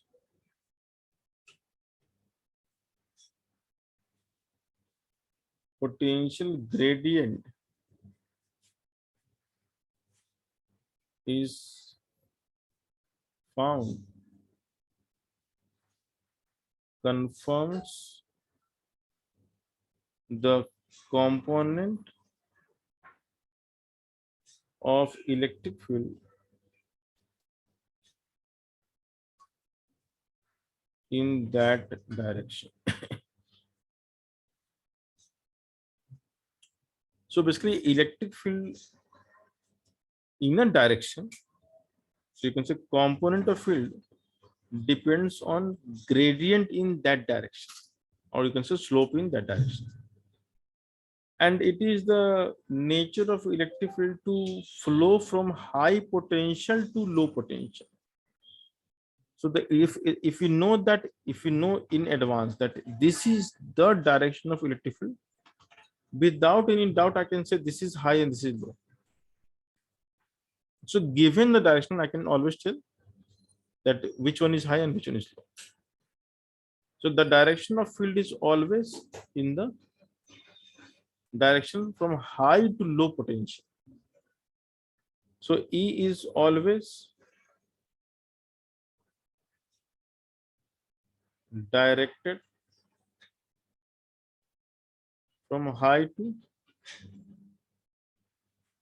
low potential.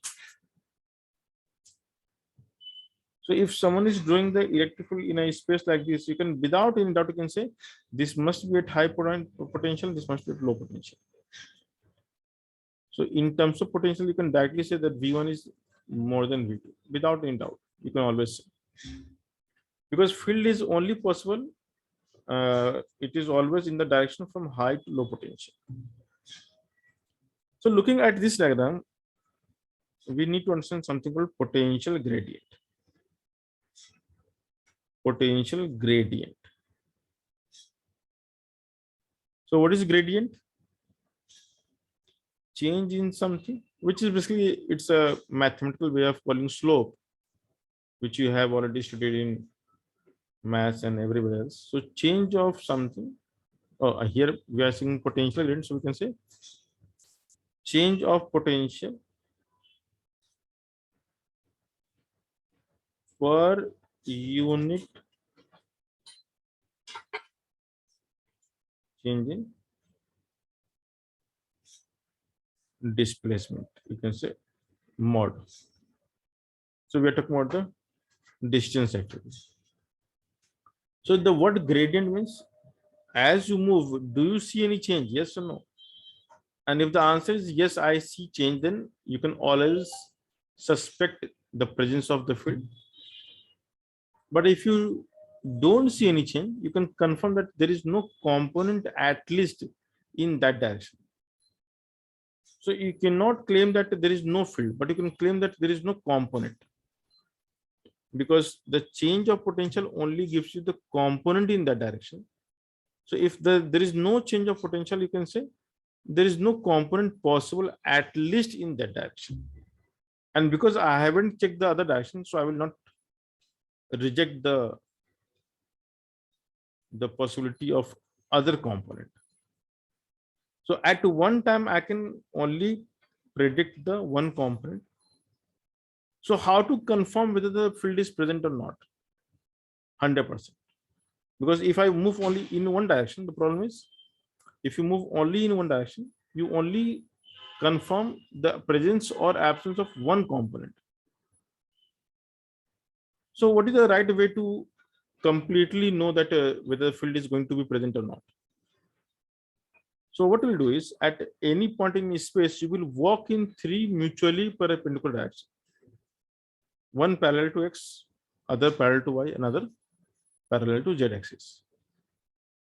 And now, because you're choosing three mutually perpendicular directions to walk one at a time, and if you see that in every direction there is no difference of potential, so you can say there are zero component in X and Y and Z.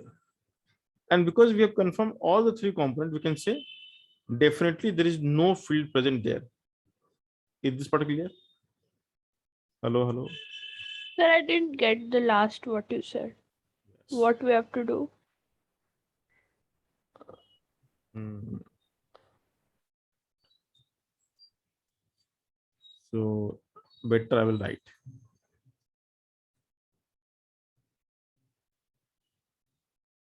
Okay. Just a few more seconds. So coming back to this point, the field is always from high to low. And if there is a gradient of potential in a given direction, what we can say? If gradient is present, it means Field is there. correct. And if gradient is absent, then field is Component of field is not in that not there. direction. Yeah. So what we can actually write here is, this is the not right way of writing. We should have written the component in this direction. Let's call it ER is high minus low potential upon separation. How to write? High V minus low voltage upon separation. Separation. This is called ER. And this way of writing is called gradient. So what is E in the direction of R? Minus dV by dr. So for one dimensional field, this is okay. But in general, in Cartesian system,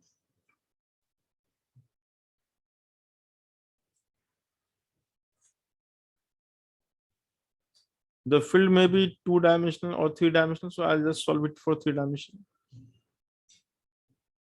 Just a moment.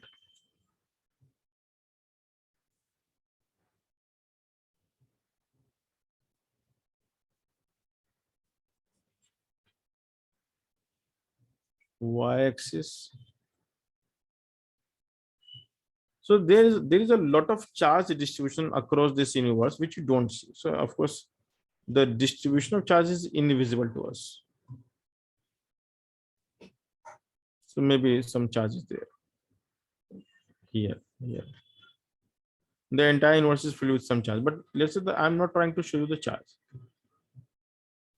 So the charge is invisible to you. Okay. But you must understand that it is somewhere. And if charge is somewhere, then every point of space will have some potential. Possibly it will have. So let's say this is the point in space at a location x comma y comma z, and I'm believing or assuming that at this location the potential is V. Okay. What I do next is I draw 3 parallel lines to the given axis. One parallel to x, other parallel to y, and the last parallel to z axis.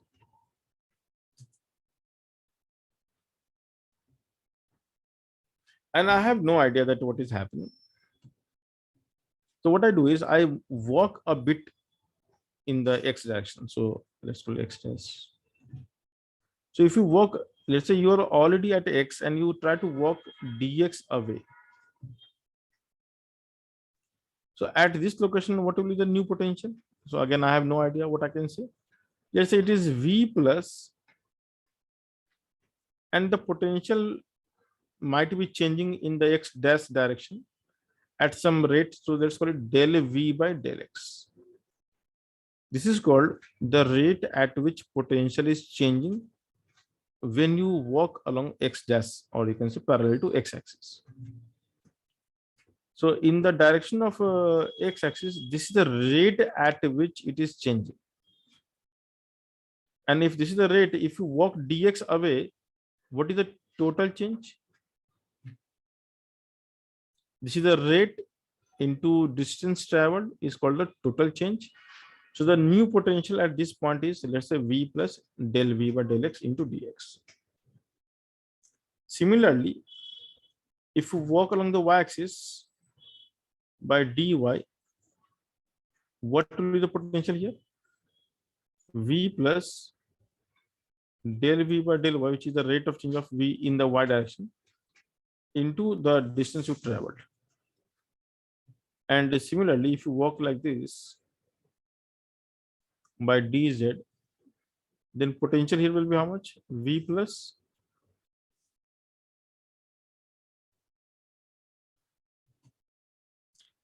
so why by the definition,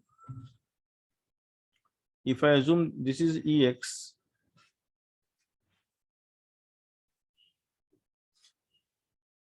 so how to write Ex? Tell me, guys. Ex will be how much? High minus low, and low is how much?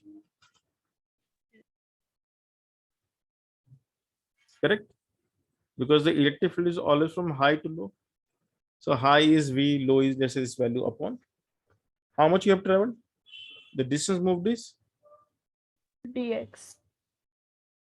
and if you simplify this, what will you get?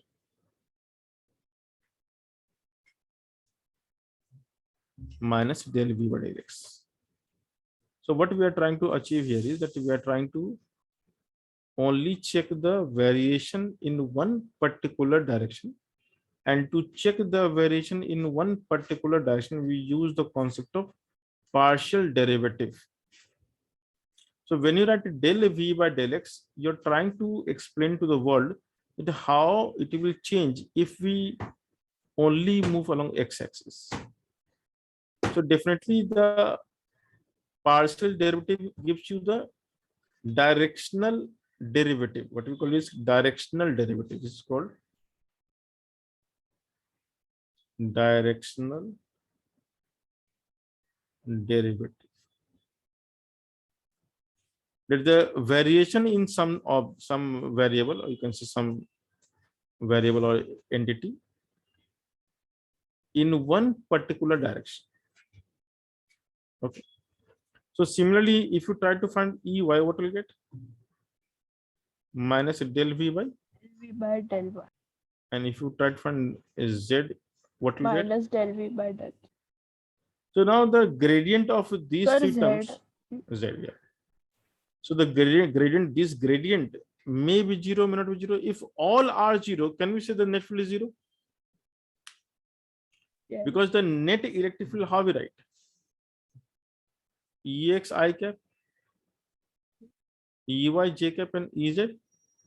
Okay. So if every term is 0, then this E must be 0. Yes. But if EX is 0, can we say E is 0? No. We need to check Y and Z also, no? Yes. So that's why what I said, that if at a point in space, if you move in 3 mutually perpendicular direction, and if you don't see any change in the potential, it means all 3 components are 0. Yes. And if all 3 components are 0, can we say the net is also 0? Yes. Because every vector can be represented as the sum of 3 components, right? So if Yeah. I know that all 3 components are 0 individually, then we can confirm that the net field is going to be 0. But vice versa is not possible. What is vice versa? If I know that one component is 0, can we claim that field is 0? No. And if the field is 0, can we complain? Claim that all components are 0? No. Yes. If the No. field is They 0, can. Yes. Correct. if the field Yes. net field is 0, then we can claim that all 3 components 0. Yes. If I know that one of the component is 0, can we claim that field is 0? No. Exactly. So now how the question will come? So if let me move one step ahead. So the E vector we can write in a way like this: minus del V by del X, I cap minus del V, sorry, yeah, minus del V by del Y, J cap minus del V by del Z, K cap. And this we can take minus common, minus del by del X.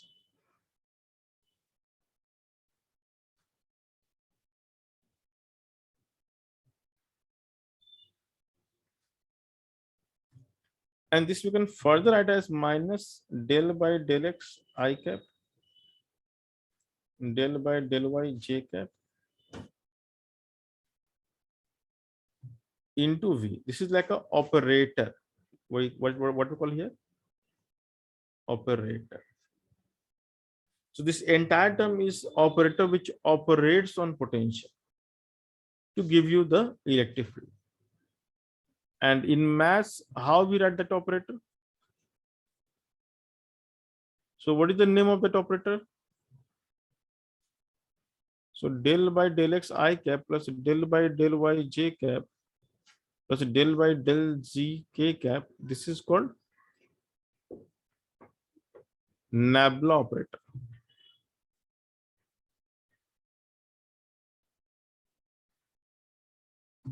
Or del operator or Hamilton operator.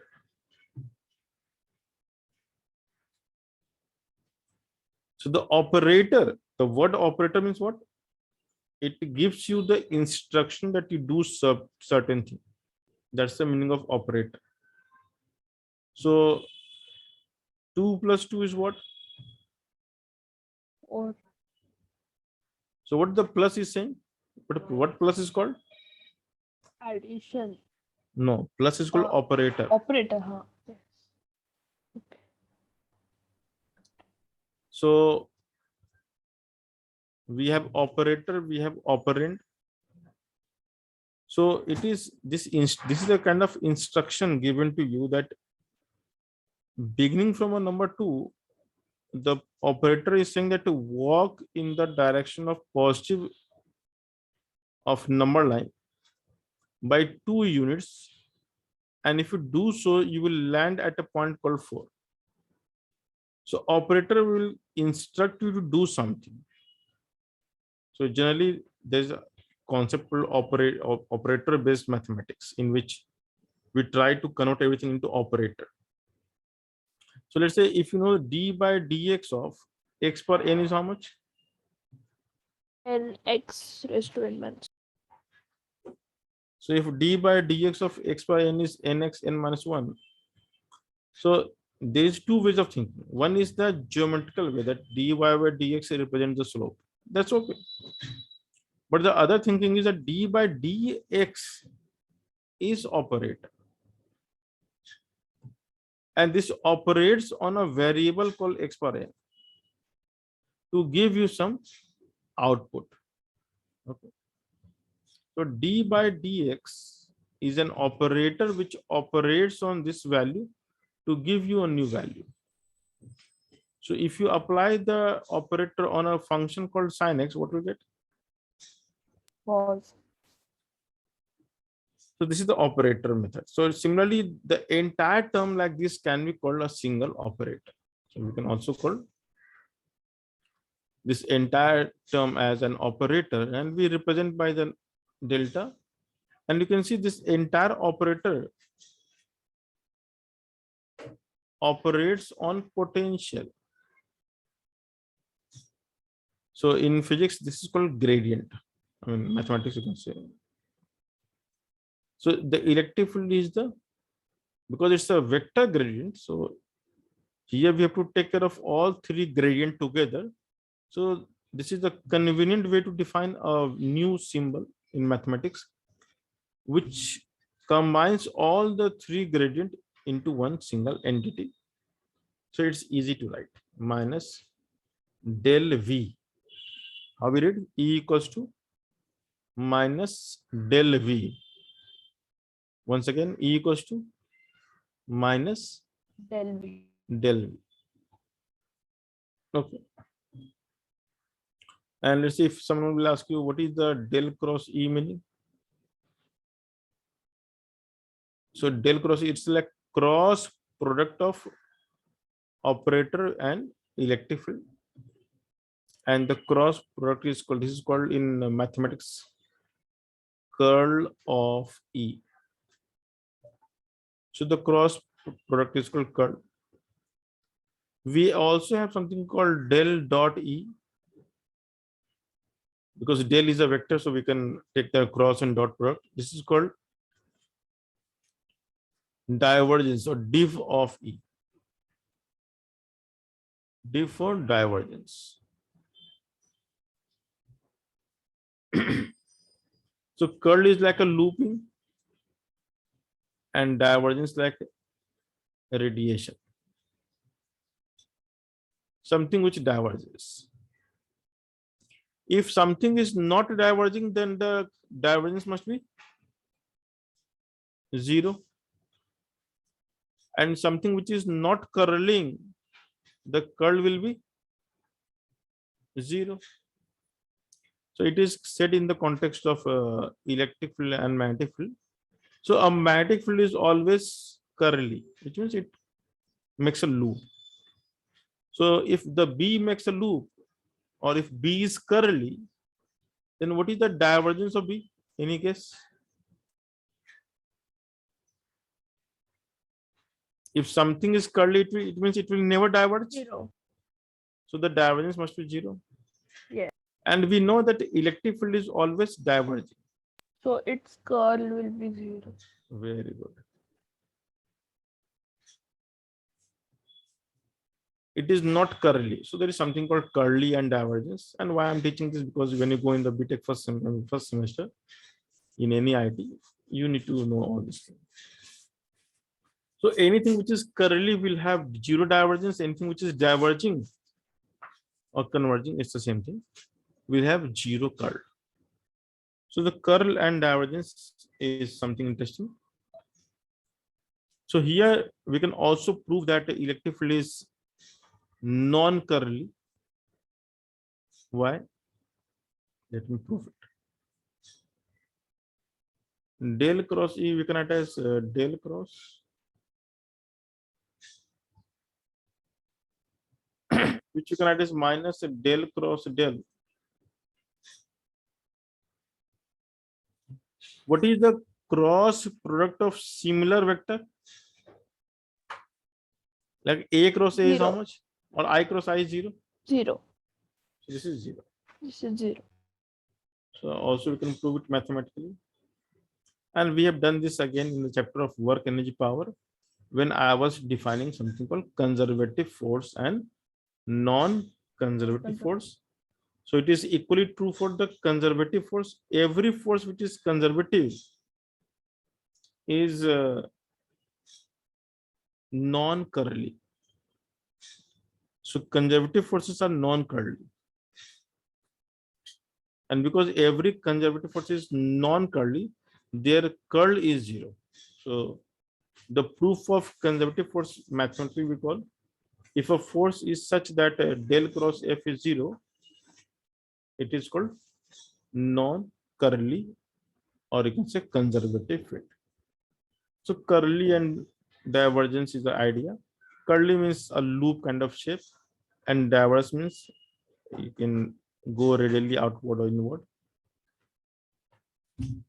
Just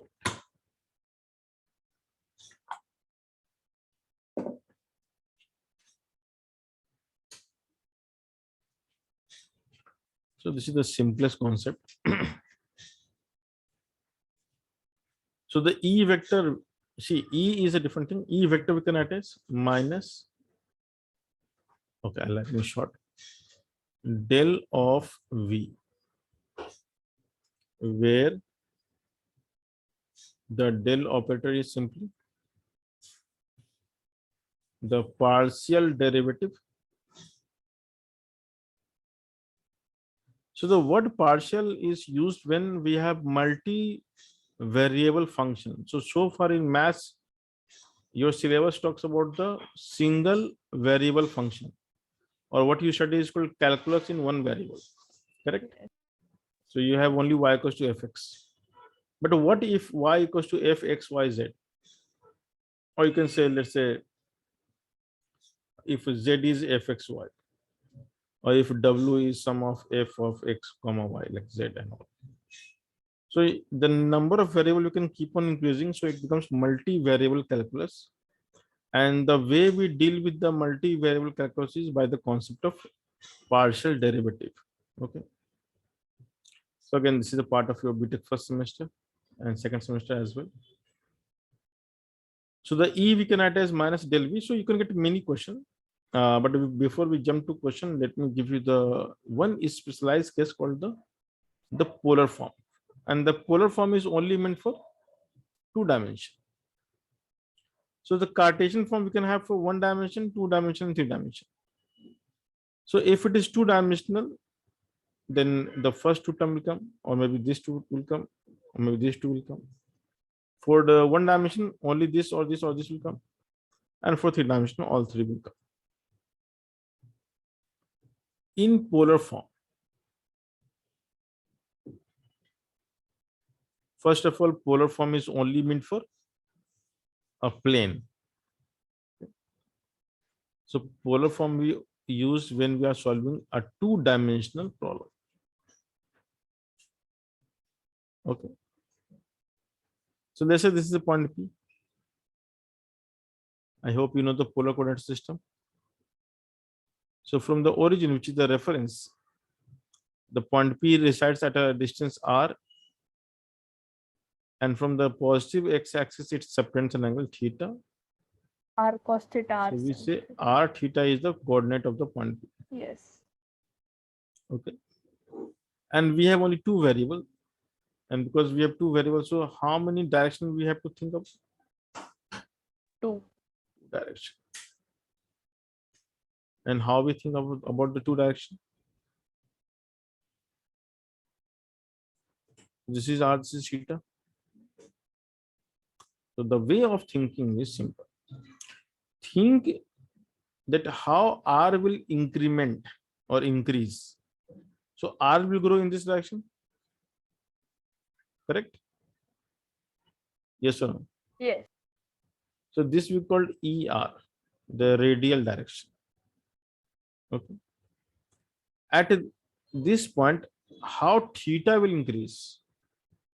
So it will increase if you walk like this. And I just want to increase theta, not r. So I must walk at a right angle. If I do so, then theta will increase, yes or no? Yes. This is called E theta. So in a polar system, we have 2 unit vector, which is called the radial and angular unit vector. We don't say tangential, we say angular.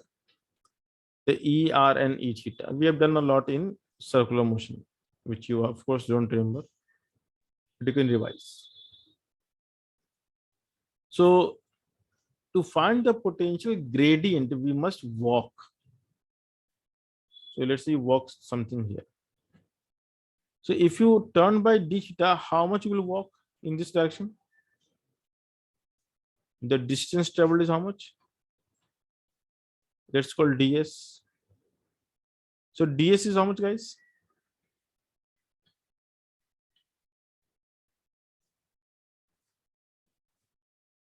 Hello. If you move in the e theta direction such that the angle turned is d theta, what is the displacement?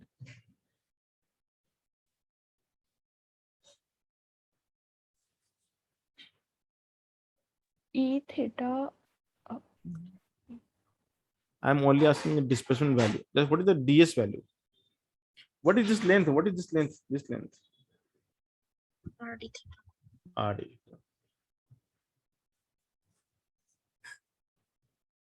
Okay, fine. R sin theta. Oh my God.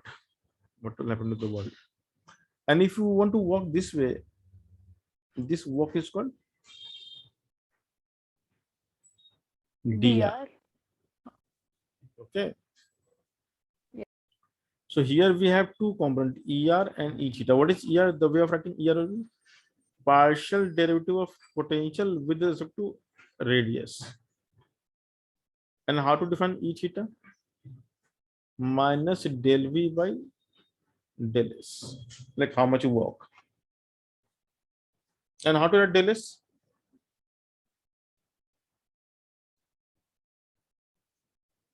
R del theta. Like this. You can think this way. So the ER and E theta are called two components in polar system. The way of writing is this.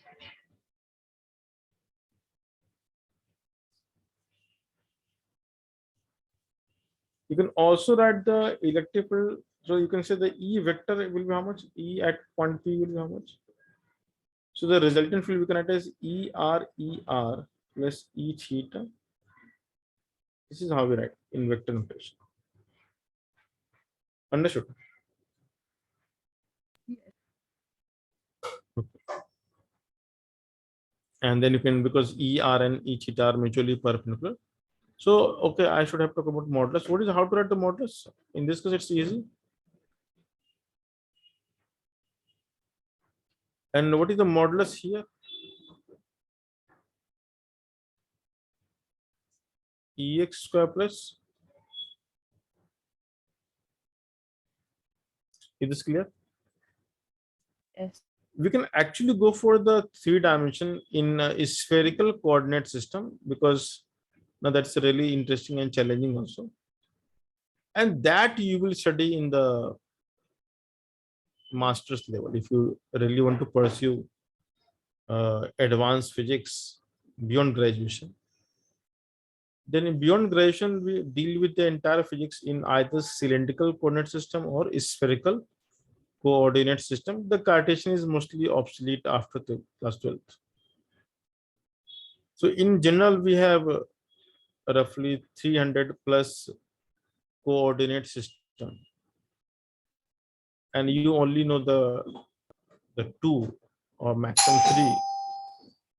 So we have the Cartesian system, we have the spherical, we have cylindrical, we have polar. Polar is only for 2-dimensional. But beyond that, there are many actually. There are many. So as we go to the higher dimension of physics or mathematics, we switch to a new coordinate system which is convenient to express those variables. So those things you will learn later on. Okay.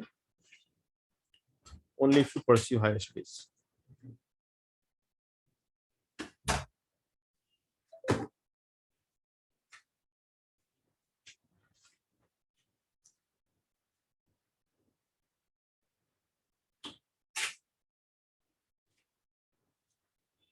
Okay.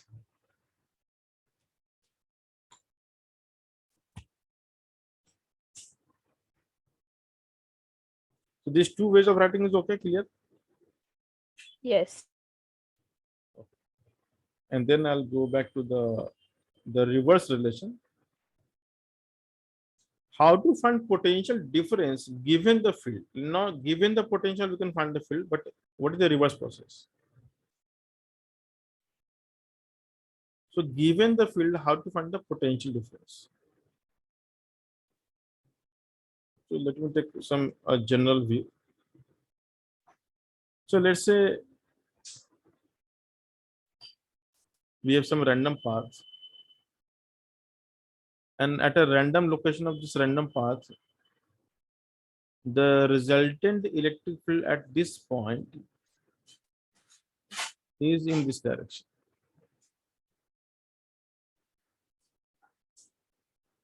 The resultant field at this point is in this direction. This is the net field actually. And I would like to know the potential difference from P to Q, which is only dl distance away. Why I'm saying dl? Because it is neither x nor y. It is in general, we call it dl. Okay. So I have no idea the difference of potential, but if I know this angle somehow, I can clearly tell the component in that direction. So what is the component in that direction? E cos theta, right? Cos, yes. Now, by definition, component in a given direction will be, if I say this is V, so this will be V plus dV. Yes. So we can write as high minus low upon. DL. So you can clearly see the E cos theta will be how much? Minus dV by dl. So dV will be how much? Minus E dl cos theta. Correct? Yes. And if dV is minus E dl cos theta, so what you can say that the delta V is integration of dV. So because I have no idea about the entire journey, so if you want to find between the 2 points, the only way you can do is integrate, and this will become E dl cos theta, which is nothing but the formula E dot dl. Okay. So this is how we find the potential difference between any 2 points. Given the electric field, you can always get the answer. Which is very much the definition of work energy theorem, but work done by system is how much? Minus delta E. Yes. And work done by system we can write as force due to system, which is Q into E. So if you take any charge Q, the force in that direction will be QE dot dl. That's the work done. Let's make it dw. So dw we can write as QE force dot displacement minus, and the change in potential you write as Q delta V, you can say Q dV. Simple. And you can see clearly it's the same answer. Q will cancel out, and you can always write the dV equals to minus E dot d. And then you do next step is integrate and get the answer. So given the resultant field, we can find the potential difference.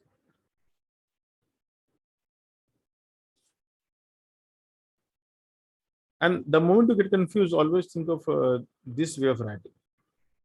Component equals to gradient upon separation. And take 2 elementary point, and if you learn this way of writing, probably you need not to mug up anything. So now the delta V we can further write as minus, and E dot dl I am going to expand. So we can write as E as Ex I cap.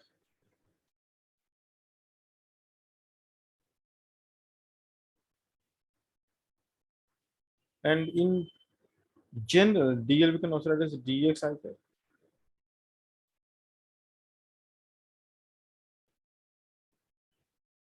And everything is similar to the working power, which you don't remember at all. But if you revise, you'll come to know that this is similar. So this is eventually EX dx. Or you can separate the integration, or you can add the integration together. So you can say EY dy EZ dz. And if you want, you can also split if required. So the integration we can add separately EX dx minus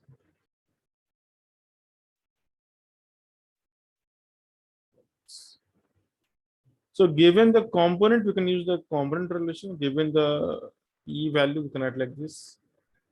So depending on what is given, we can keep on writing and we can keep on getting the answer. So now we can solve numericals quickly.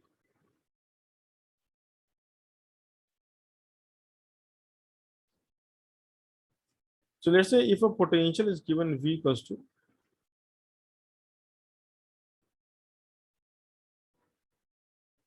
AX square plus B, where A and B are positive. Now, without solving, you can tell a lot about this. Potential will grow with X or decrease with X. It's increasing function or decreasing function. Increase. So it's a quadratic function. Yes. Right? And therefore, as X will increase, We will. so as X will grow, V will grow. Yes or no? Huh.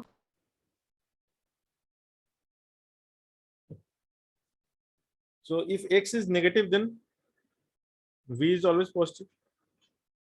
Yes. So whether you go towards X or you go towards minus X, in both cases, V will grow. Oh, yes. What does it mean? If V is growing as you move along X or minus X, then are you moving against the field or towards the field?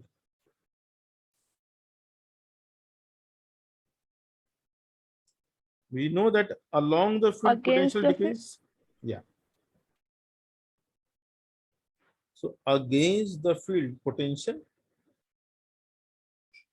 increases or decreases? Increase. Increases. And along the field? Decrease. So without solving, can you tell me that what is the direction of electric field?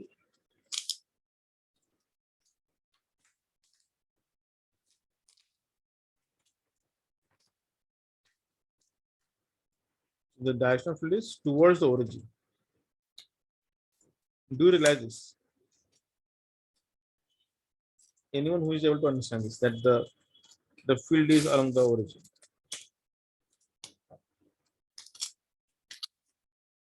And why it is along the origin? Because if you go away from the origin, potential will increase, right? Yes. So if you go away from the origin, potential is increasing, which means you're going against the field in both directions. Yes. Yes. Yes. Got it. Huh. Understood. Huh. Now let's do it mathematically.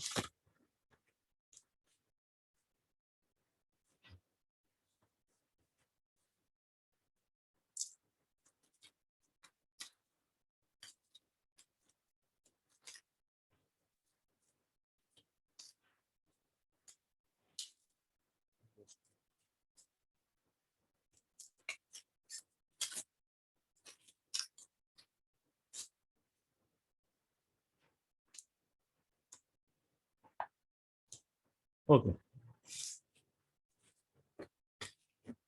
So mathematically, first of all, look at the dependency. V is depending on which variable? Only X. X. So how many component of electric field we can have? What? Only one component. So it means Yes. the two components are anyway zero. So without looking at the answer, we can say EY and EZ must be zero because there is no dependency of V on Y and Z. It is clear? Yes. So only field is Ex, which is the net field also. So the Ex is how much? Minus del V by del X. Luckily, it's a one dimension, so I can also use the exact differential. So for one dimension, we can only write dV by dx. That's also okay. And the answer is 2x, correct? Yes. Now this formula will tell you something, that if x is positive, if you move along the positive x direction, the electric field will be negative answer, which means it is opposite. So if you move like this, field is like this. But if you move towards minus x, Positive. the field is positive. It's like, So towards the origin. so electric field is towards the origin, and at origin there is no field. Yes. Okay. And because of this particular shape, I can clearly say the particle will perform SHM, yes or no? Because if you take a positive particle,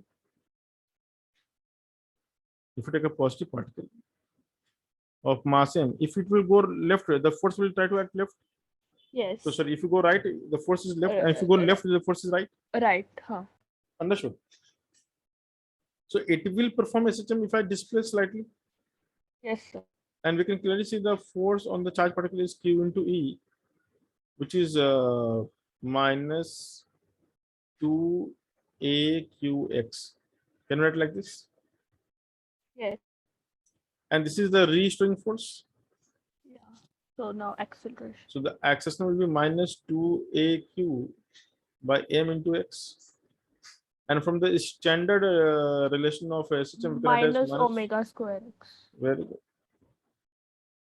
So now we can have omega square equals to how much? 2QA by m. So Yes. time period is 2 pi.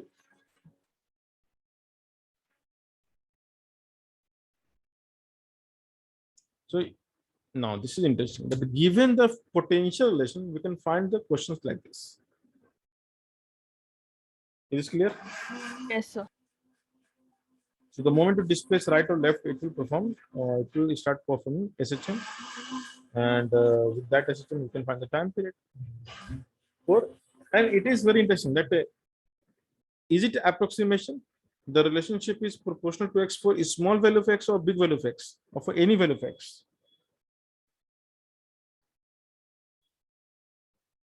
In this case, Any value, right? yeah, here we are not taking any approximation. We are not simplifying the assumption. Here, the relationship is by default SHM. So for any amplitude, it will perform SHM for any amplitude. And the benefit is, let's say, if you know this question, so we know that this is, so let's say if I impart some velocity V naught, any velocity at the origin, and because the field is like this, it will stop somewhere. Okay, isn't it? So if you give it some velocity, it will stop somewhere. Yes or no? Yes. And the question, in the question, they will never give you V naught. They will tell you if the particle is projected with some velocity, then find the time taken by the particle when it comes to rest for the moment or momentarily rest.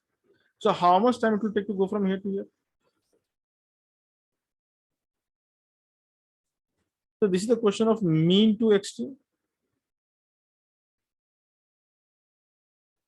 And in any SHM, how much time you take to go from mean to extreme?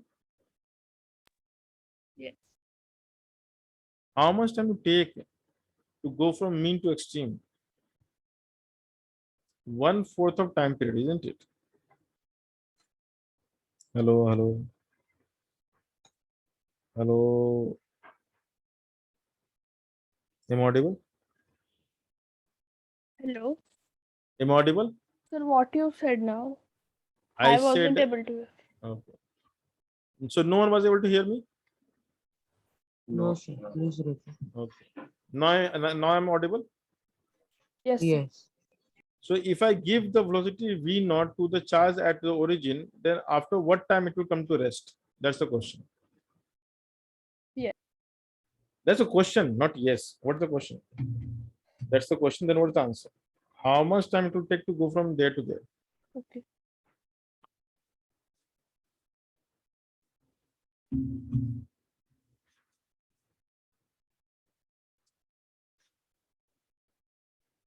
idea. In any SHM, we have mean, we have extreme, we have extreme on the other side. So 1/4. Yeah, of course it's 1/4. So you go from here to here, then you come from here, then you go like this. So one oscillation is how much?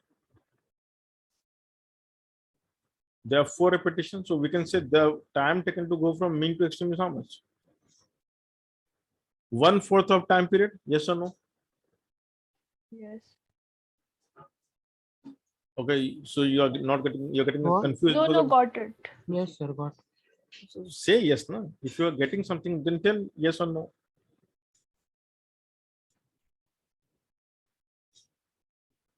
So the time period is T equals to T/4. Everyone always replies. If you're not replying, it's really like Yes, sir. it kind of disappoints me to the extent that I will stop teaching also. So my motivation depends on your motivation. If you're not replying, if you're not in participating, it means you're not trying to learn something. Then I will not give you something extra. I'll teach you the typical thing and we finish the syllabus. So to go from mean to extreme, the time taken will be 1/4 of the time period. And because we know the time period already, so we can directly tell the answer. Okay. Yes, So sir. no matter what velocity you will impart, it will always take the same time to stop. So if you make the velocity V naught equals to 2 V naught, then the time after which it will stop is again how much? T/4. It is always T/4. Yes. So what is interesting here, the SHM is interesting in a way that the answer has nothing to do with the amplitude. The answer has nothing to do with the Amplitude. amplitude. So no matter how long or how far it is going, it will always take the same time to stop. Okay. Because it is SHM. So in case of SHM, if you know that it is SHM and it is SHM under the general condition, not under a specialized condition of a small displacement, it means the time period or the time to go from one point to other point will be fixed. Okay, from mean to extreme is going to be always fixed, no matter what is the amplitude, and so the velocity will also not matter. So no matter how high the velocity is or low the velocity is, it is going to give you same answer. Is this clear? Yes, sir. So quickly, and always remember that you can always be ready that potential will come with SHM in JEE Advance. And JEE has already asked the question. So the moment they give potential, they give field, the force will come. So potential means you can find the field, field means you can find the force, force means you can do acceleration, and acceleration means you can do entire kinematics. So anything is possible. Now, if I give V equals to AXY plus B, something simple. Now, clearly we can say which component is 0 here, Z. Z component. because the XY is present, Z is absent anyway. So for sure it is 0. So let me make it even more interesting. X square Y. So Z component is 0. So we are only supposed to find the EX and EY. So we have to do the partial derivative of V with respect to X. So when you differentiate partially with X, every other Y variable will be constant. constant. So we know this simple fact. So the first term, the AY will come outside. And del by del X of X is 1. Yes. In the second term, BYQ will come outside and the del by del X of X square is 2X. So the EX turns out to be how much? Minus AY minus 2BXYQ. Is this clear? Yes. And similarly, what is EY? Minus AX plus, tell me.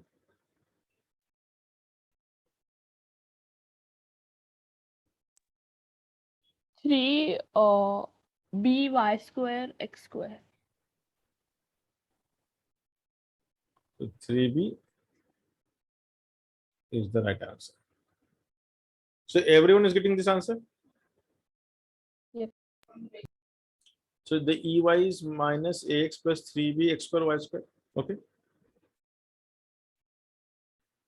Yes. Okay. And I'll take one more example for 3 dimension. So let's say V equals to x square y plus y square z plus x square z cube. Find z here also. Everything. So we have 3 terms with 3 variable. Find E vector at -1, 1, 1. Find the answer. Everyone.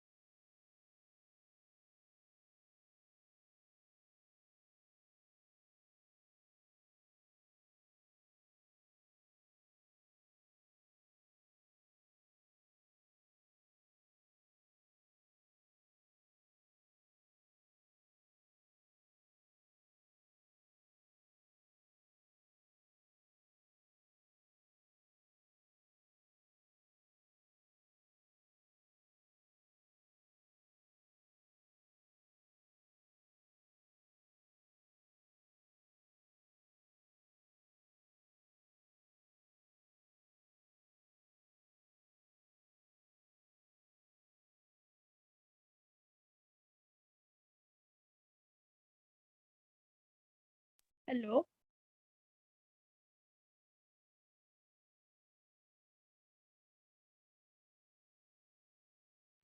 Got the answer? Yes, sir. How much? 4√3. Oh, you got the value that. I've done all. In terms of I cap, J cap, how much? 4 I cap Hmm? minus 4 J cap. Okay. Again minus 4 K cap.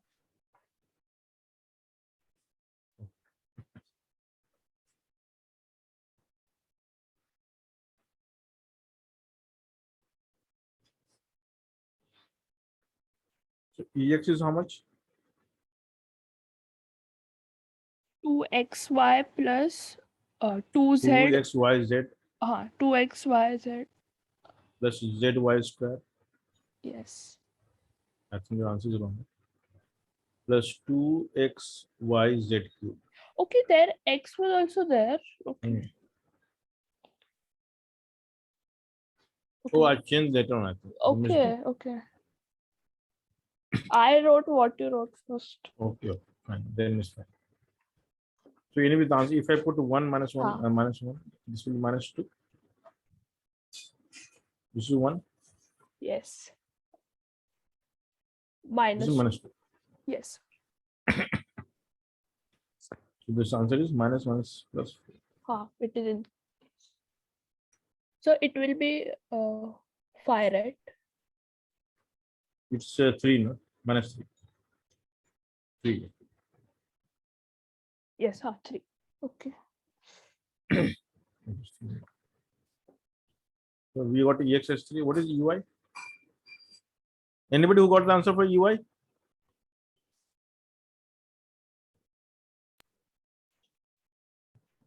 Sir, Mhm. it is What is 0. EY? 1 I'm getting. Hmm? 1. No, sir. What is the formula? Tell me the formula. What is the component you got? Minus z x square into 1 plus 2y z x plus x square z cube 1. Okay.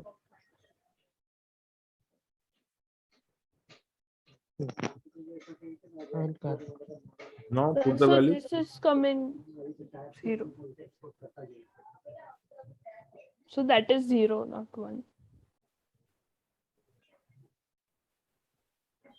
1 minus 2. So this is 0. Ah, So what is EZ?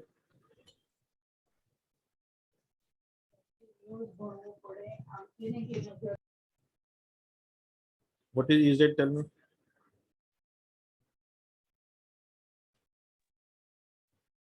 Minus.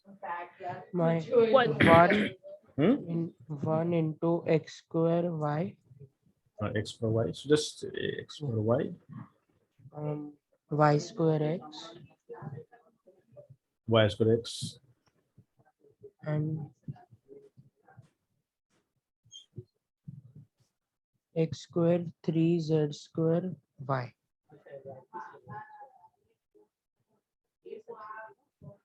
So And now you, if you 3z put, square. yeah. So that's fine. I have just rearranged. So X square Y is 1 minus 1, No, 3, which is 3. 3. Minus 3. minus. Oh yeah. So So E vector is how much? It's 3 I cap, 0 J cap, minus 3 K cap. The mod of E is how much? 3 root 2. Okay. The reverse question.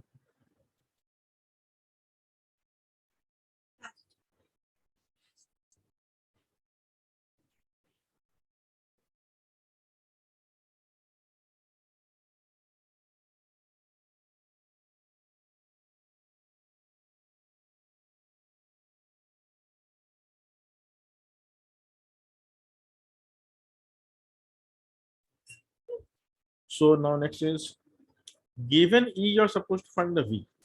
Okay. The reverse process. So if I give E vector equals to xi plus yj,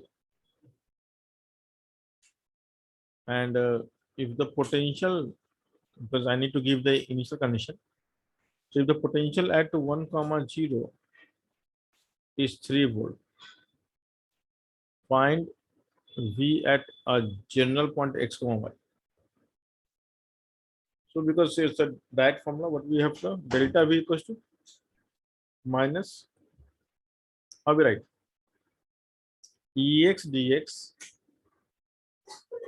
minus Ey dy. It's a two-dimensional variable, right? Yes. And the x will go from where to where? So x will go from 1 to x, because we know And the answer for 1. And 0 y will to go y. from 0 to y. So this is a Vxy minus V10 is minus 1 to x. Ex is how much? X1. And this is y. It's a very simple question. So Vxy minus 3 equals to how much? Minus x square by 2, which is x square minus 1 by 2. This is straightforward. So Vxy will be equals to how much? 3 minus.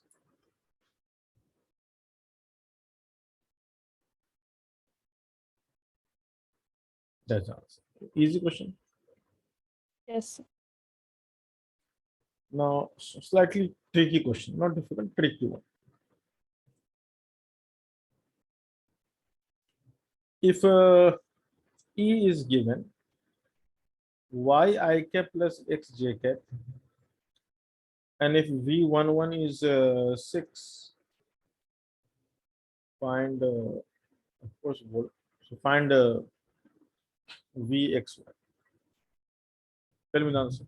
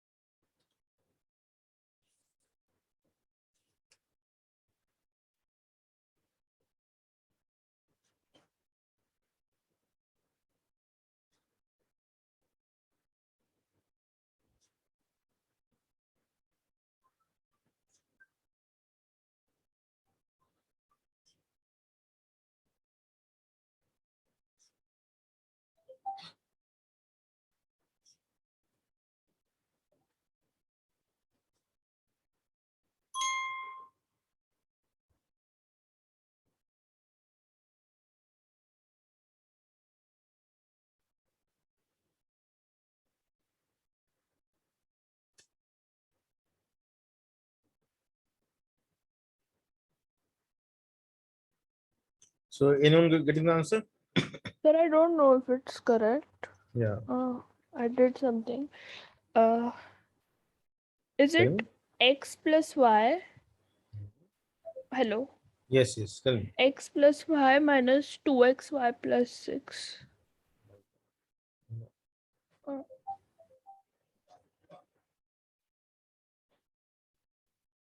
And we have done this question already in work any power.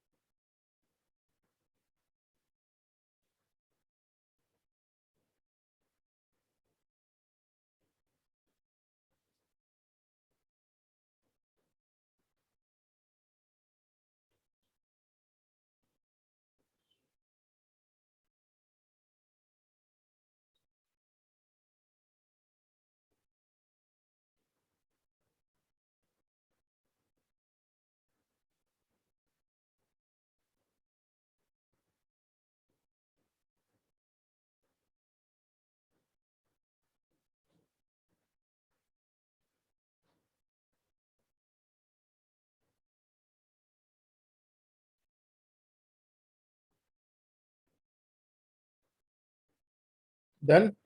Anybody? Come on, guys, tell me. Hello, hello, hello, hello. No, sir, I'm not getting. Anybody getting the answer? At least one person. Hello. Yes, tell me. Yeah, tell me, tell me. Okay. Sir, So what is I'm getting integration? something X. That's it. xy. XY. Only XY? No, What you're getting exactly? Tell me. Look at this. I did it like exact differential of xy. You can't do the exact difference. Yeah, because it is definite integration. It's, So the del V we can write as minus E dot dl, right? yes. And the E itself is so if I convert into it's y dx plus x dy, right? Ah, sir, yes. So And first of all, you do not know the relationship between y and x, so you cannot integrate. So first of all, you need to know that this entire term is a very specialized term. This we can write as d of xy. this only I was talking about exact differential. What is exact dxy. difference? Exact So this- differential means yeah, so you can write this as dxy. like the inspection rule. Okay. And what is the integration of dxy? It is only xy. This only. From where to where? So it's 1 comma 1 2. Yes. This is the v minus 6. And if you put the upper limit, it's minus xy plus, if you put 1 1, it's 1. 1. Correct. Yes, sir. Minus xy minus 1, which is plus 1. So v turns out to be minus xy plus 7. This is the answer. So it's a very famous answer actually. And we have done this before also, that y dx plus x dy we can write as dxy. Now, when you study the differential equation, that is what you will learn That there. only I was talking about the exact differential. Yes, sir. Okay. I got But- stuck there. Stuck there. How you got stuck there? See, either you were knowing this or not knowing this. No, You sir, cannot I get did stuck. not differentiate that. So in the differential, there are many formulas which you should be aware of, that d of x by y, d of xy. So what is dx or d of x by Y y? dx minus x dy. Y dx Minus x dy upon y square. So if I give you function something like this, you should be ready that okay, you can get the Or sometimes we need to multiply divide also something to get this exact thing. Correct. So those differential equation may be part of your question in JEE, in which you have to you need to know the manipulation part, and once you know, then it's easy. Otherwise, it's difficult. Okay, so I think now you're able to do most of the question from S. Verma and Iroda also. The only topic left is dipole, that I will start now in next lecture. One question is also left, which will remind me next class, the induced potential due to the induced charge. Okay. So that will remind me in the next lecture. So see you on Tuesday. Bye guys, take care. Thank you, sir. Bye.